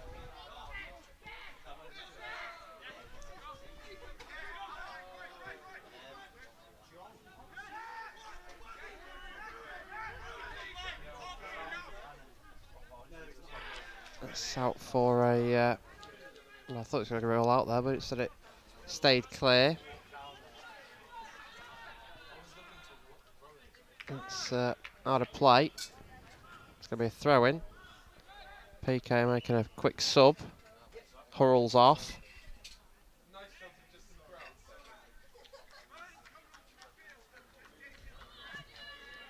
There's a double sub for Pique there. Oh, and 6 and 5 making a couple of subs as well.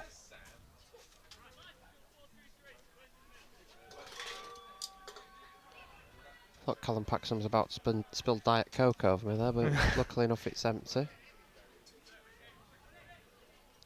As Wood looks to turn that round. That's, well, it's a good battle over the far side there. Well, it wasn't really too much in the control of the ball there for a Pique perspective. He felt hard done by there. Six still have the possession. Poor cross in the end. Gordon Wu's making a run down the wing, but that's a poor ball. It's gonna go out a play again. Here's Henderson, looking to get past Sam Harrison.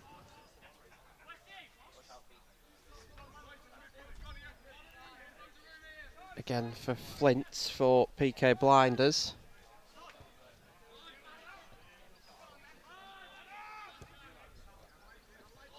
Down the wing, Woods onto it again. Ball forward, and the keeper scuffed it. Marshall there, and that's deflected wide for a corner. Great defending there.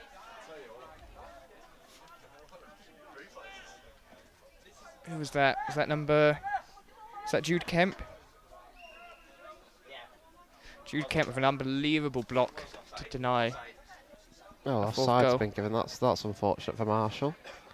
He's flattened on the floor right now. A 6-on-5 player is down. I think it is Lewis. So B decides to fly around us.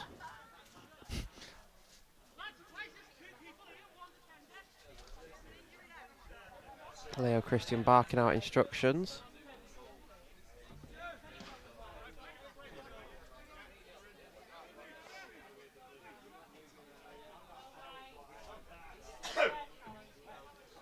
Not really had a recognised water break in this second half either. No, there's been a few stoppages, but no, as you say, recognised actual water break.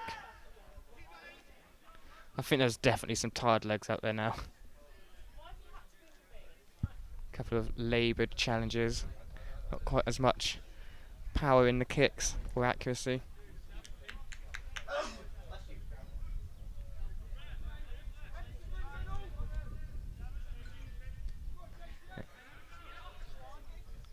Let's look to get forward here, do Pique and Olney Watson, ball over the top.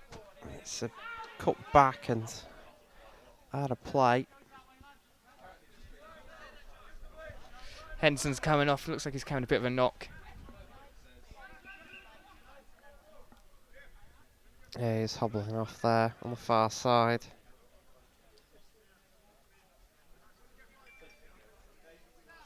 Just over 15 minutes remaining. Is that a foul throw? I was too busy watching the subs. Wine Troop's also gone off, as has Kieran Newton.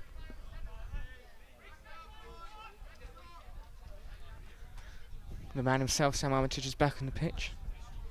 The 6-on-5 skipper. Very short for a centre back, but he's a bit of a Martinez type. Has been very much rolling subs, as Lewis mentioned to us in the build-up. He hopes it was the case, but there's a challenge in there between Burton and Culkin. Cullen, rather. Dan Carrick with a good ball there, but yeah, it's gonna bounce quite high on this pitch. It's not gonna hold up. Ball forward. Wilson looking to get it forward, but that's out for a throw-in. Christian. Collier. Again looking to. And it's trying its best out here. With a 3-0 lead, they're still working even harder. Looking to get forward. Here's Pique's Charlie Wilson there. Unfortunate not to get on the end of it. And Pique making another sub here. Off goes Ethan Evans and Callum Olney Watson. Change is still going on. Change is still going on, but we're still playing. That was bizarre. It's got into that time of the game. 15 to go. Good touch by Walker. It's a good blocking there from Leo back onto the ball. Joe Goss.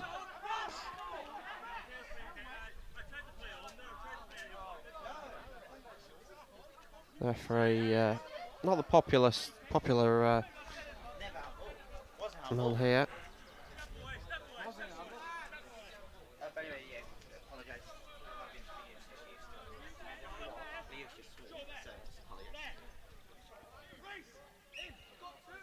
Apologies if you have picked up any language on our mics this afternoon. Oh, it's a touch there, and well played by the Dan West, the keeper. A standing keeper at that for Pique.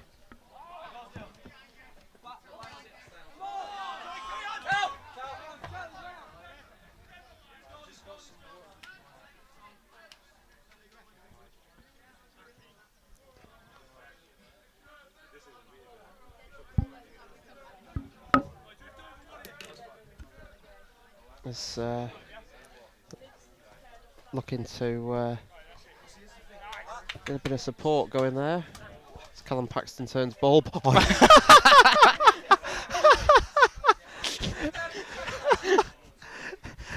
Callum Paxton just flung the ball at Caddick's head.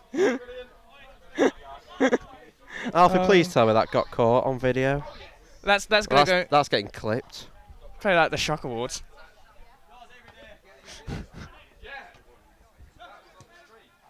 Oh, I'll go watch that back later on. Of course, it was unintentional, but it was very funny. I can't confirm. My sources are a bit all over the place. Callum says it was unintentional. We'll get Caddick's side of the story. Yeah, there's a good challenge in there from Pique. Yeah, sit down interview. My story told the day I got a ball thrown at me by Callum Paxton. Oh! There's an opportunity there for Pique. I'll stand out the Old Bailey when it goes to trial.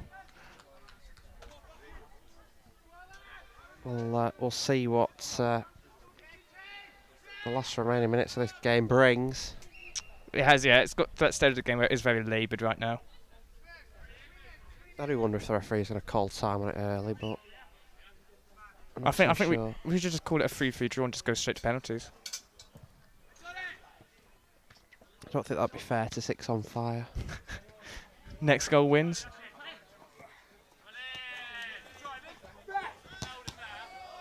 Collier gets involved there. Carrick looking to find Christian. Well, Sam Woods got to the ball first here. Ball forward here for Carrick again. Dan West's been very physical in goal, but he's done the job. Well, he's done well both in his centre-back position earlier on in the first half and start of this second half, and then since he's gone in goal, he's caused issues. Obviously, Dan Mercer over on that far side, still recovering from that nosebleed. Yeah, I hope he's okay.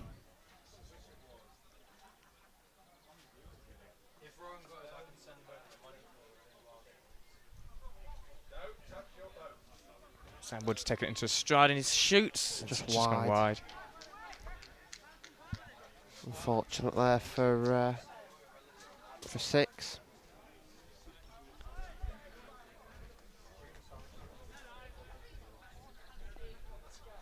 We'll see how this game peters out. It's very much like a pre-season friendly. Yeah, it's got a pre-season friendly feel to it right now.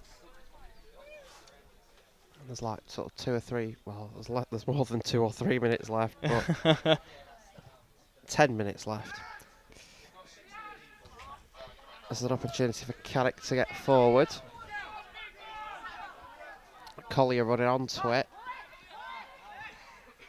Christian brought down. Carrick recovers. That's going to go out for a goal kick. Some Premier League scores for you here. It's West Ham 2, Luton 1. Tottenham 1, Burnley 1, Wolves 1, Crystal Palace 3, Everton 1, Sheffield United 0, Newcastle 1, Brighton 1, and Bournemouth 0, Brentford 0. Scores on the doors. Good bunch of scores there. Of course, the main scoreline that we need to worry about is that it's still 6-5 3. Peaky Blinders 0 here at is it the Skuna Stadium? Skuna Stadium, yes. What other games have you watched here? So I saw Bury play Atherton Collieries in a pre-season friendly, not last season, the season before. Yeah. And then probably in about 2018, I saw Ramsgate United play Atherton Coles here. And I sat over in that. I don't know whether it was called the Rose and Sandy stand at that time, but I sat over there. And last time I commentated from the clubhouse booth thing, where we were initially going to be this afternoon, but I think common sense prevailed, because that was probably got like a bit of a greenhouse. I wonder who Rose and Sandy are. That sound like some BBC One lunchtime detective program. Rose and Sandy. Well, there is a rose. There is a rose as the sign on the stand on either end. Yeah.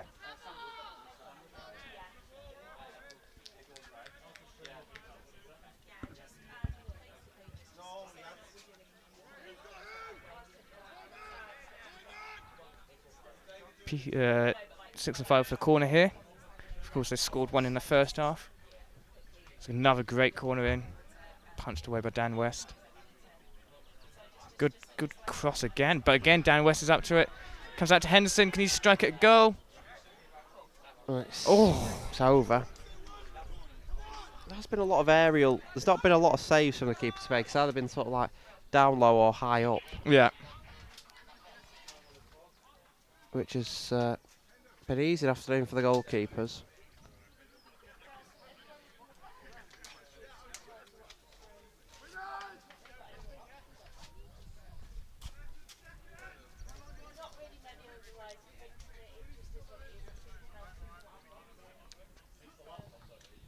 Ball forward. Leo Christian looking to get it forward there.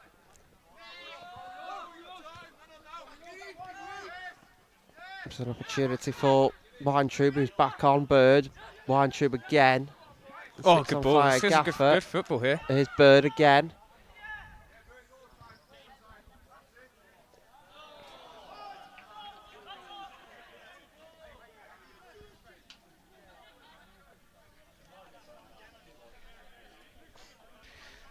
Six and 5 claiming for a corner there, but it's been given as a goal kick. West is going to come over to take it. Very 1980s mullet that he has as a hairstyle. Yeah, that's true.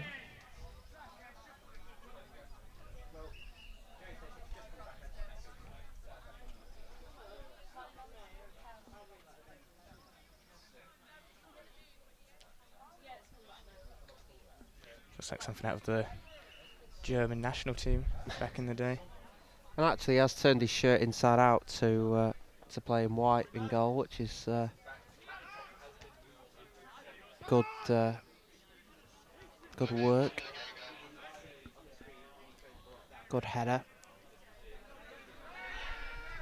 Looking to get involved there, but there's a free kick given. Squaring up here. Somehow I don't think that's required. Yeah, it's a charity match, guys.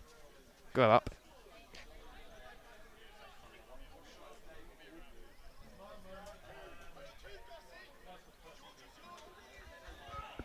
It's going to be Marshall on the free kick. Ball into the penalty area. Amateur's getting his head on it. Just get beaten in the air. Leo. Yeah, looking to find the second ball. Out to Caddick. Caddick. Good bit of pace on him there.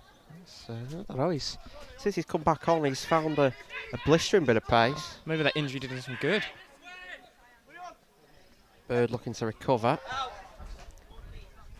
That's Caddick looking a bit apologetic there.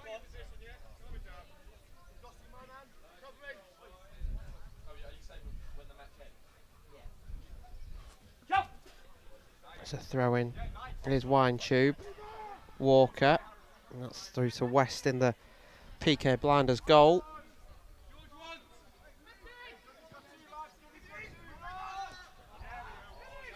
Leo's on it. Oh, it's a good challenge though. I don't know whether Leo left one in there. on. Oh wow! Oh my! Very sweeper keeper. Michael Slavin there. Been called for if he did, because Slavin's still down. Referee stop play as Leo Christian unhelpfully boots the ball out of the ground. Yeah, that is not helpful. Referee Callum Paxton says that Leo should be booked.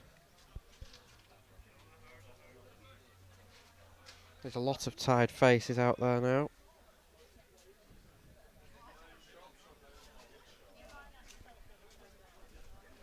Slavin gets back to his feet. He's gonna hobble off to the near side. As Pique forced into another change.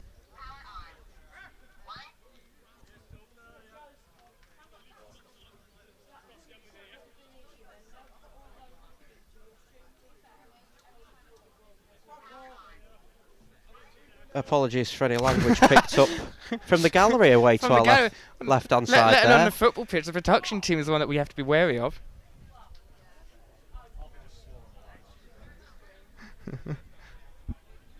That's what a MacBook does to a person.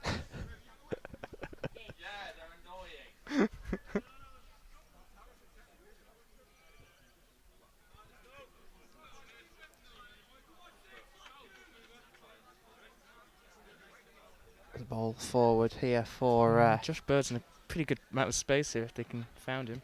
Oh no, it's clearly gone down the middle. The ball forward. Oh. That's out for a goal kick. Or corner. I don't know, I can't see. Can't see the referee's signal, so it's a very unhelpful top. Part of me thinks it's a corner because the way the Pique players are running towards it. Yeah, Pique corner it is. Cleared away. Back again. Oh, it's looping. Oh, it's just on the top of the net. About 90 seconds of the 90 remaining. What have you made of the game?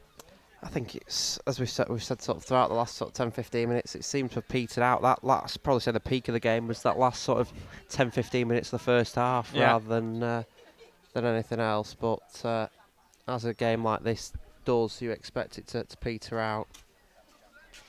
It's been a good game. 6 and 5, I think, have definitely deserved their win. Sam Woods, since he's come in, has completely changed the attacking outlook of the team. But I think Pique Blinders can be very proud of their performance. I mean, they're all proud, they're all doing it for a great cause. In mind, keep donating if you can.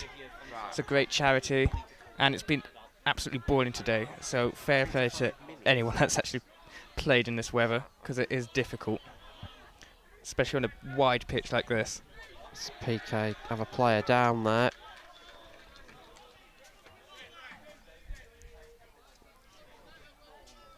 I believe our pundits and presenters post-match will be on the pitch. Yeah. So you'll have to hear more from us, because I'm told there's cabling to set up. That's out for a corner. We don't want to waste a moment, do we? It's out for a... that's 2. You're doing well. It's not my fault, Kings of Leon. Oh, here we go. There's a chance for Pique Blinders, and they have scored. That's 3-1. I'm not so sure. George Ike, standing ovation there, away to our right. I'm not sure he put it in. It was very much like the first 6 goal, which was sort of scrambled into the back of the net. Yeah. It's a new Pique scorer. Is it Luke Hurrell, or is it... I don't know, Jack Burton's over celebrating. George Ike is very happy. He might be leading his Britain conversation, but is Pique Blinders looking back a comeback here? I don't know whether they'll have time, to be honest, Colin. £834 on the donation page, I'm told. On the attack here again.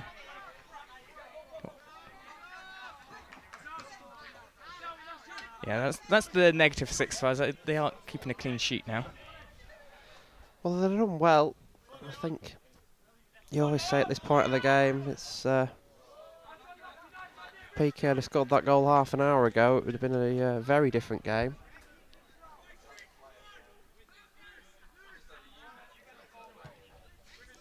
Ball forward. We're into added time, so we're in the hands of the referee. The very colourful sock man is now. Oh, that's a good challenge in midfield there. Oh, referee! Joe Goss is the colourful sock man. Is he? It's Jack Burton that's going to go in the book there. Callum Paxton's very happy that Jack Burton's gone into the book. Someone's put bets on. George Ike looks stunned.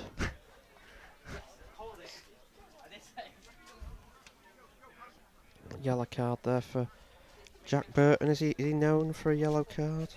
Possibly. Of course, we don't condone gambling.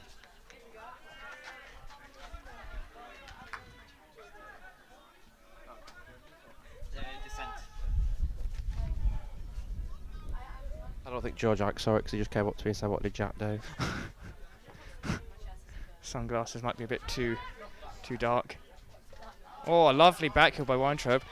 Max Walker, 4-1. That's game over. Harrison Walker. He's gone to the far side. Go to the far side. Celebrations.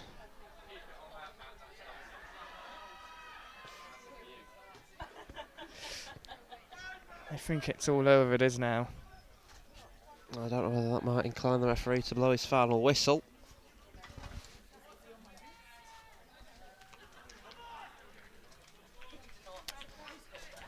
We have Six and Fire going to retain the charity shield. 4-1, 6-1 last time out, 4-1 this time. Unless they can get 2 more goals with the limited time we have left. Yeah, we don't actually know how long is left. The Jack Burton fan club, you can stay there, George Ike. Kick downfield. Do we know the total for Mind? It was 834 last I was told, and that is full the final time. whistle, and Six on Fire have a 4-1 lead in what was a good spirited match here. As obviously Pique Blinders will be disappointed in that, but you've got to look at what they were able to do. And I think probably that consolation goal came too late for Pique, and if it had come slightly earlier, Callum, as we've referenced throughout, it might well have been a very different game. Yeah, too little, too late. I think Pique Blinders, as I said, could be proud of their efforts today. They certainly were the better team for the first 50 minutes in the first half. They just couldn't put away some of the chances that presented themselves.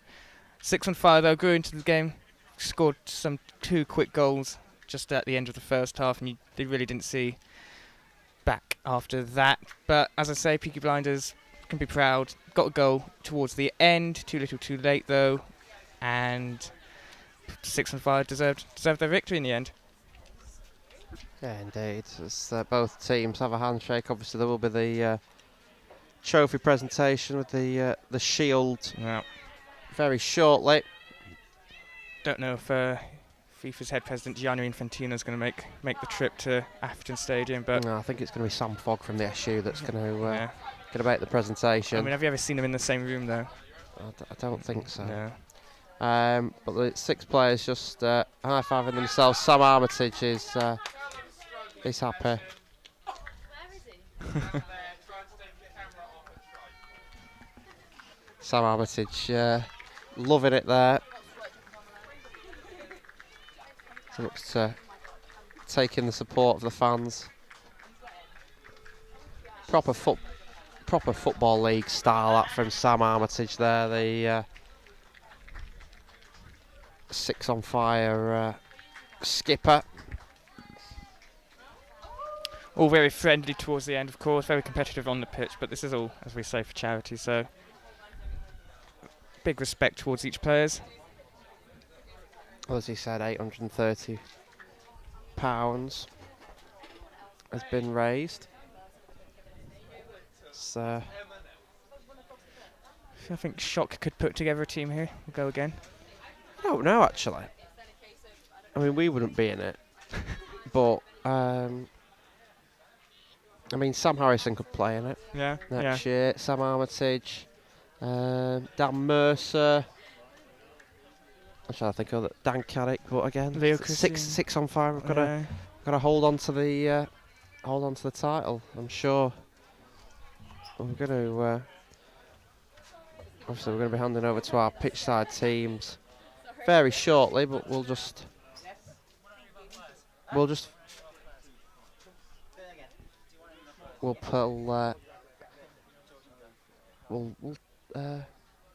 fill time like we're used to doing. Yeah, well, it was a stand-up player for you. I think before he went off, Dan Mercer, who's just stood in front of us here, pulled off some good saves in the first half. And Sam Dudley, you mentioned, the 6 on fire left back. Yeah. Dan Carrick, when he came back on in the second half. Joe Marshall started quite well. His chance in sort of the first 20-25 minutes was the difference, and he seemed to kick-start those chances. Oh yeah. The microphone is going across to the pitch. I don't know whether you can hear that, but I can hear Callum. I can hear Callum Paxton running around on the pitch. I can hear Callum Paxton in my ears. I don't know whether that's being broadcasted out. But a special mention to Sam Wood as well. Got a hat-trick. Yeah, indeed. I mean, Lewis Henderson also did well. I think we can't go without mentioning it. Elliot Collier started quite well. Leo Christian. As Alfie's daisy chaining cables. The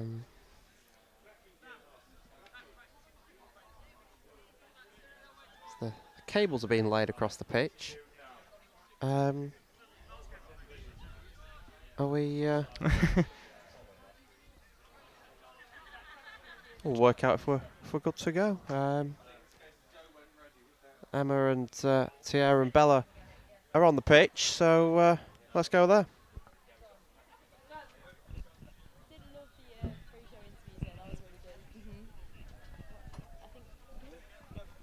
And there we have it, 6 on fire for PK Blinders 1. It is all done, it is all over at the Skuna Stadium. Girls, what are we thinking? Emma, I'm going to go to you first. Yeah, I'm very proud of them, 6 lads. Like, they've done really, really well. I think obviously people getting tired at the end, but like they pulled through, and I think it was just overall like, a really good match. Yeah, what about you, Bella? Of course, a PK supporter. They've disappointed you completely off of what you predicted. I look like such an idiot now saying it was going to be 4-2. But you know what? The boys did work really hard. You know, I think at the end, Six's quality just shone through. And the second half, like most of it was all down the PK's goal, that end. Having Dan Mercer off definitely didn't help with that either. But I think both teams should just be really proud of themselves because they put on a great event today. We've raised loads of money. So £834 to be exact as of right now, which is brilliant. Speaking of PK players, we are joined by some now. Join us, boys. How are you? How are you feeling? A little bit disappointed. You know, it's 2 years in a row we've lost, but it's a nice occasion. I'm happy for the boys in 6. They're all our mates, so it's all happy days, isn't it? We just found out we've raised £834 so far. How does that make you guys feel? Because, you know, of course you've lost, but you're playing for such a good cause and raised so much money. How does that feel? Yeah, no, it feels really good. And just to know there's more to come as well. I know that there's loads coming from the raffle later, and yeah, it's going to keep coming in. And happy days, raising money for a good cause. I mean, let's go. Yeah, you're stealing the words out of my mouth there with that one. Yeah. Yeah, you say 800 and something so far. We will have more from the cash on the door. We will have more from other stuff like that. So, yeah, fantastic. Obviously, was a little bit upset about that, but you know, end of the day, it's all for charity, and that's the main objective, wasn't it? Could we see a comeback on the cards potentially for you guys? Maybe next year. I think next year, whoever's I know I'm retiring this year. I'm going back to London, but no, I think next year, whoever it is taking over, we've got loads of players who could do it. And you know, I think that anyone could do it and make it happen. And you know, fingers crossed they do come back and get revenge for us. Thank you very much, guys. Commiserations, but be proud that you've helped raise so much money as well. Yeah, thank you. Lovely. Thank you. Take care, guys. We are also joined by our special Sixers players as well. Yes. Hello. Oh, We've got Mr. Sam Armitage, Mr. Joan Whiterobe. Hi. I've had worse days, to be honest, guys. Now, you know what? The boys were fantastic today. This is the first time we've generally taken a game seriously in our whole lives. We planned everything. We had such a good plan. Everyone knew what they were doing. I don't think this man is ever going to get enough credit for his performance today. He was phenomenal. Sam, what happened? I mean, you were just I'm just. It was like a complete 180 from when you usually play. I mean, we just. No, but it seemed like you had a lot of confidence. Yeah, a lot of confidence. I feel like, for me, I can probably speak for a few of the boys on the team as well. If you get past the first 10 minutes, keeping on, and we've stood quite a bit of pressure at the start. I felt the first about 15-20 minutes they probably had the brunt of the chances. They were beating us over the top, but then, I mean, to be fair, it was no surprise that once Sam Wood came on, it kind of shifted in our favour. And obviously, we don't like to be the guy that relies on charity match legends, but he was a massive help for us. So a massive shout out to him. I mean, you score a hat trick, fair enough. But yeah, we were just really organised. As a credit to Joe, credit to everyone who's kind of like shown up every week. We've grown week in, week out as a team. We've finished better than we did last year in the league at least. And they might have beaten us in the sixth side, but we beat them when it mattered. And how important are games like this? Of course, finish behind Pique in the league, but of course, for a game like this to end in the way that it did, of course, it's only a charity game, but still. It's completely, 11-a-side's completely different. We always say that, and it's probably one of the main things that we said to the boys, before, that you're going to get so much more room to play. And I don't think, obviously, they don't have as many people who play football similar to us. I mean, a lot of us have been out of organised football, but credit to a few there, a lot, especially their Bs who have come through and have really given it their all today. But I feel like we kind of played to the occasion a little bit more. A few of their guys, they were a little bit hesitant on the ball and stuff like that, but even you could say a few of our weaker players like Elliot Collier, Dan Caddick was class today. So yeah, massive credit to everyone on the team. I don't think anyone had a bad game. And a massive congratulations to you guys. And also, we've raised £834 as of right now. Still more to come. Just before the second half ended. So it's a big relief, because I said if we raised £2,000, I'd bleach my hair for the whole summer. So I'm kind of glad. I mean, no money for charity, guys. Yeah. No, but what I will, if you don't mind, if I add something, what I will say is that what is different between 6 on 5 and all the rest of the teams, like what you asked him there, is we aren't like just a team. In my opinion, we're a family. Like, Sam is one of my best mates. Every single one of them is a brother to me, and I think Sam is the same. Yeah. And we're all there for each other. Oh my. No, but we're all there for each other. Yeah. This man's there for me in my times of need. I'm there for his. We're all there for each other, and that's why, in my opinion, we won. We are fairly awful footballers, but my goodness me, can we put on a show? And that's what we did today. And every single one of them boys, I promised them a Jaeger bomb, and I'm going to have to do it now. Oh, well, Sam Armitage, Joe Weintraub, congratulations. Just quickly say, we all suffer in times of need, and to raise over 800 quid so far for mine's absolutely class. A lot of these guys go through a load of tough times, myself included. I'm a lot more open with it. You can read that in the programme, stuff like that. But yeah, I think what's more important today, result aside, is the money that we've raised. So massive thanks to everyone who's donated so far. If you haven't donated, the link will be in the bio for all the teams, and it'll probably be in the description of the YouTube video as well. So thank you, and I'll hand back to Tiara. Thank you, Sam, and it's a massive congratulations to the Sixes. Apologise for any sort of profanities that were heard in that past interview. Emma, Bella, it's all done.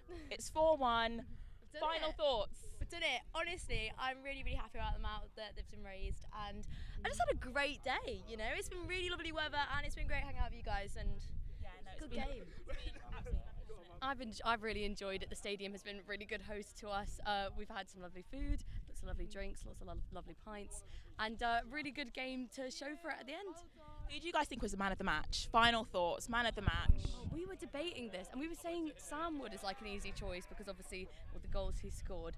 But I don't know, Sam Armitage was a very good captain. Yeah. I mean, I said it came out wrong, but I mean, Sam Armitage, he had a complete 180 in terms of his confidence. I mean, he was completely confident, so calm, so collected, and it's not what you sometimes see from these Sixes boys. I mean, like Joe said, they may not be the best footballers, but that's okay, because what they make up for is their passion, and it really, really did come through today, didn't it?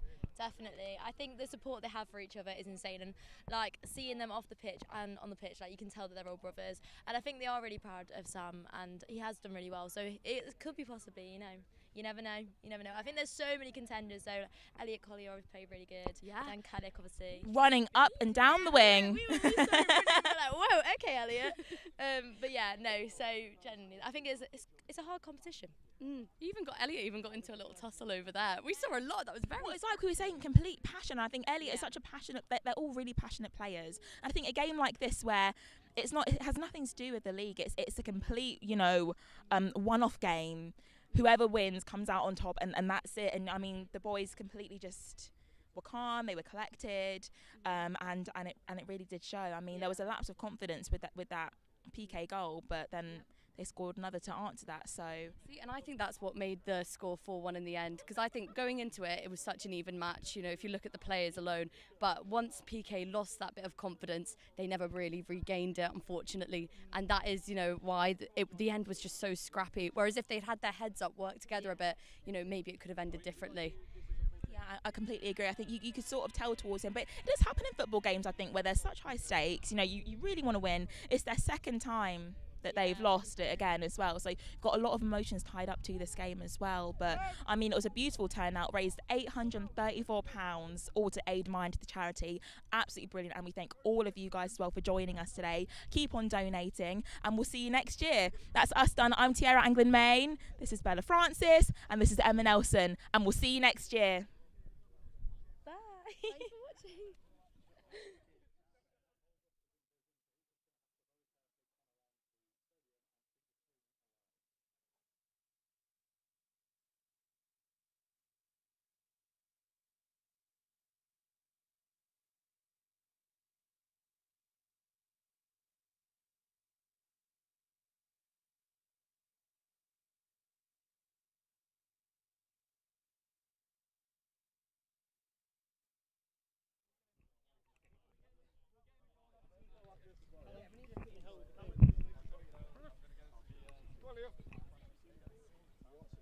We good? Fantastic. Good evening, afternoon actually, isn't it still? And thank you all so much for watching. This has been the third charity match, the second that I've been involved in, and honestly, it's always such a good game. Big loss for Pique, but an absolutely fantastic performance for our newcomers, 6 on fire. Yeah? So, can we welcome our captain, Sam Armitage. I don't know how I'm supposed to do this, but shake your hand. Congratulations, well played, boys.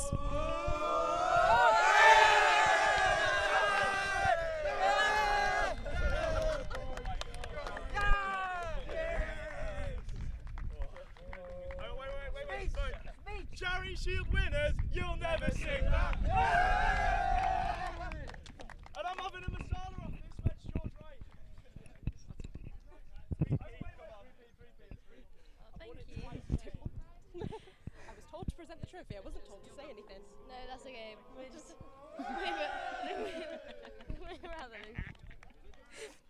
Sorry, just getting a little... I need to go and ask Alfie how that went with that last bit. Yeah. I'm like objectively. I think that's funny. That's for the link. Bye.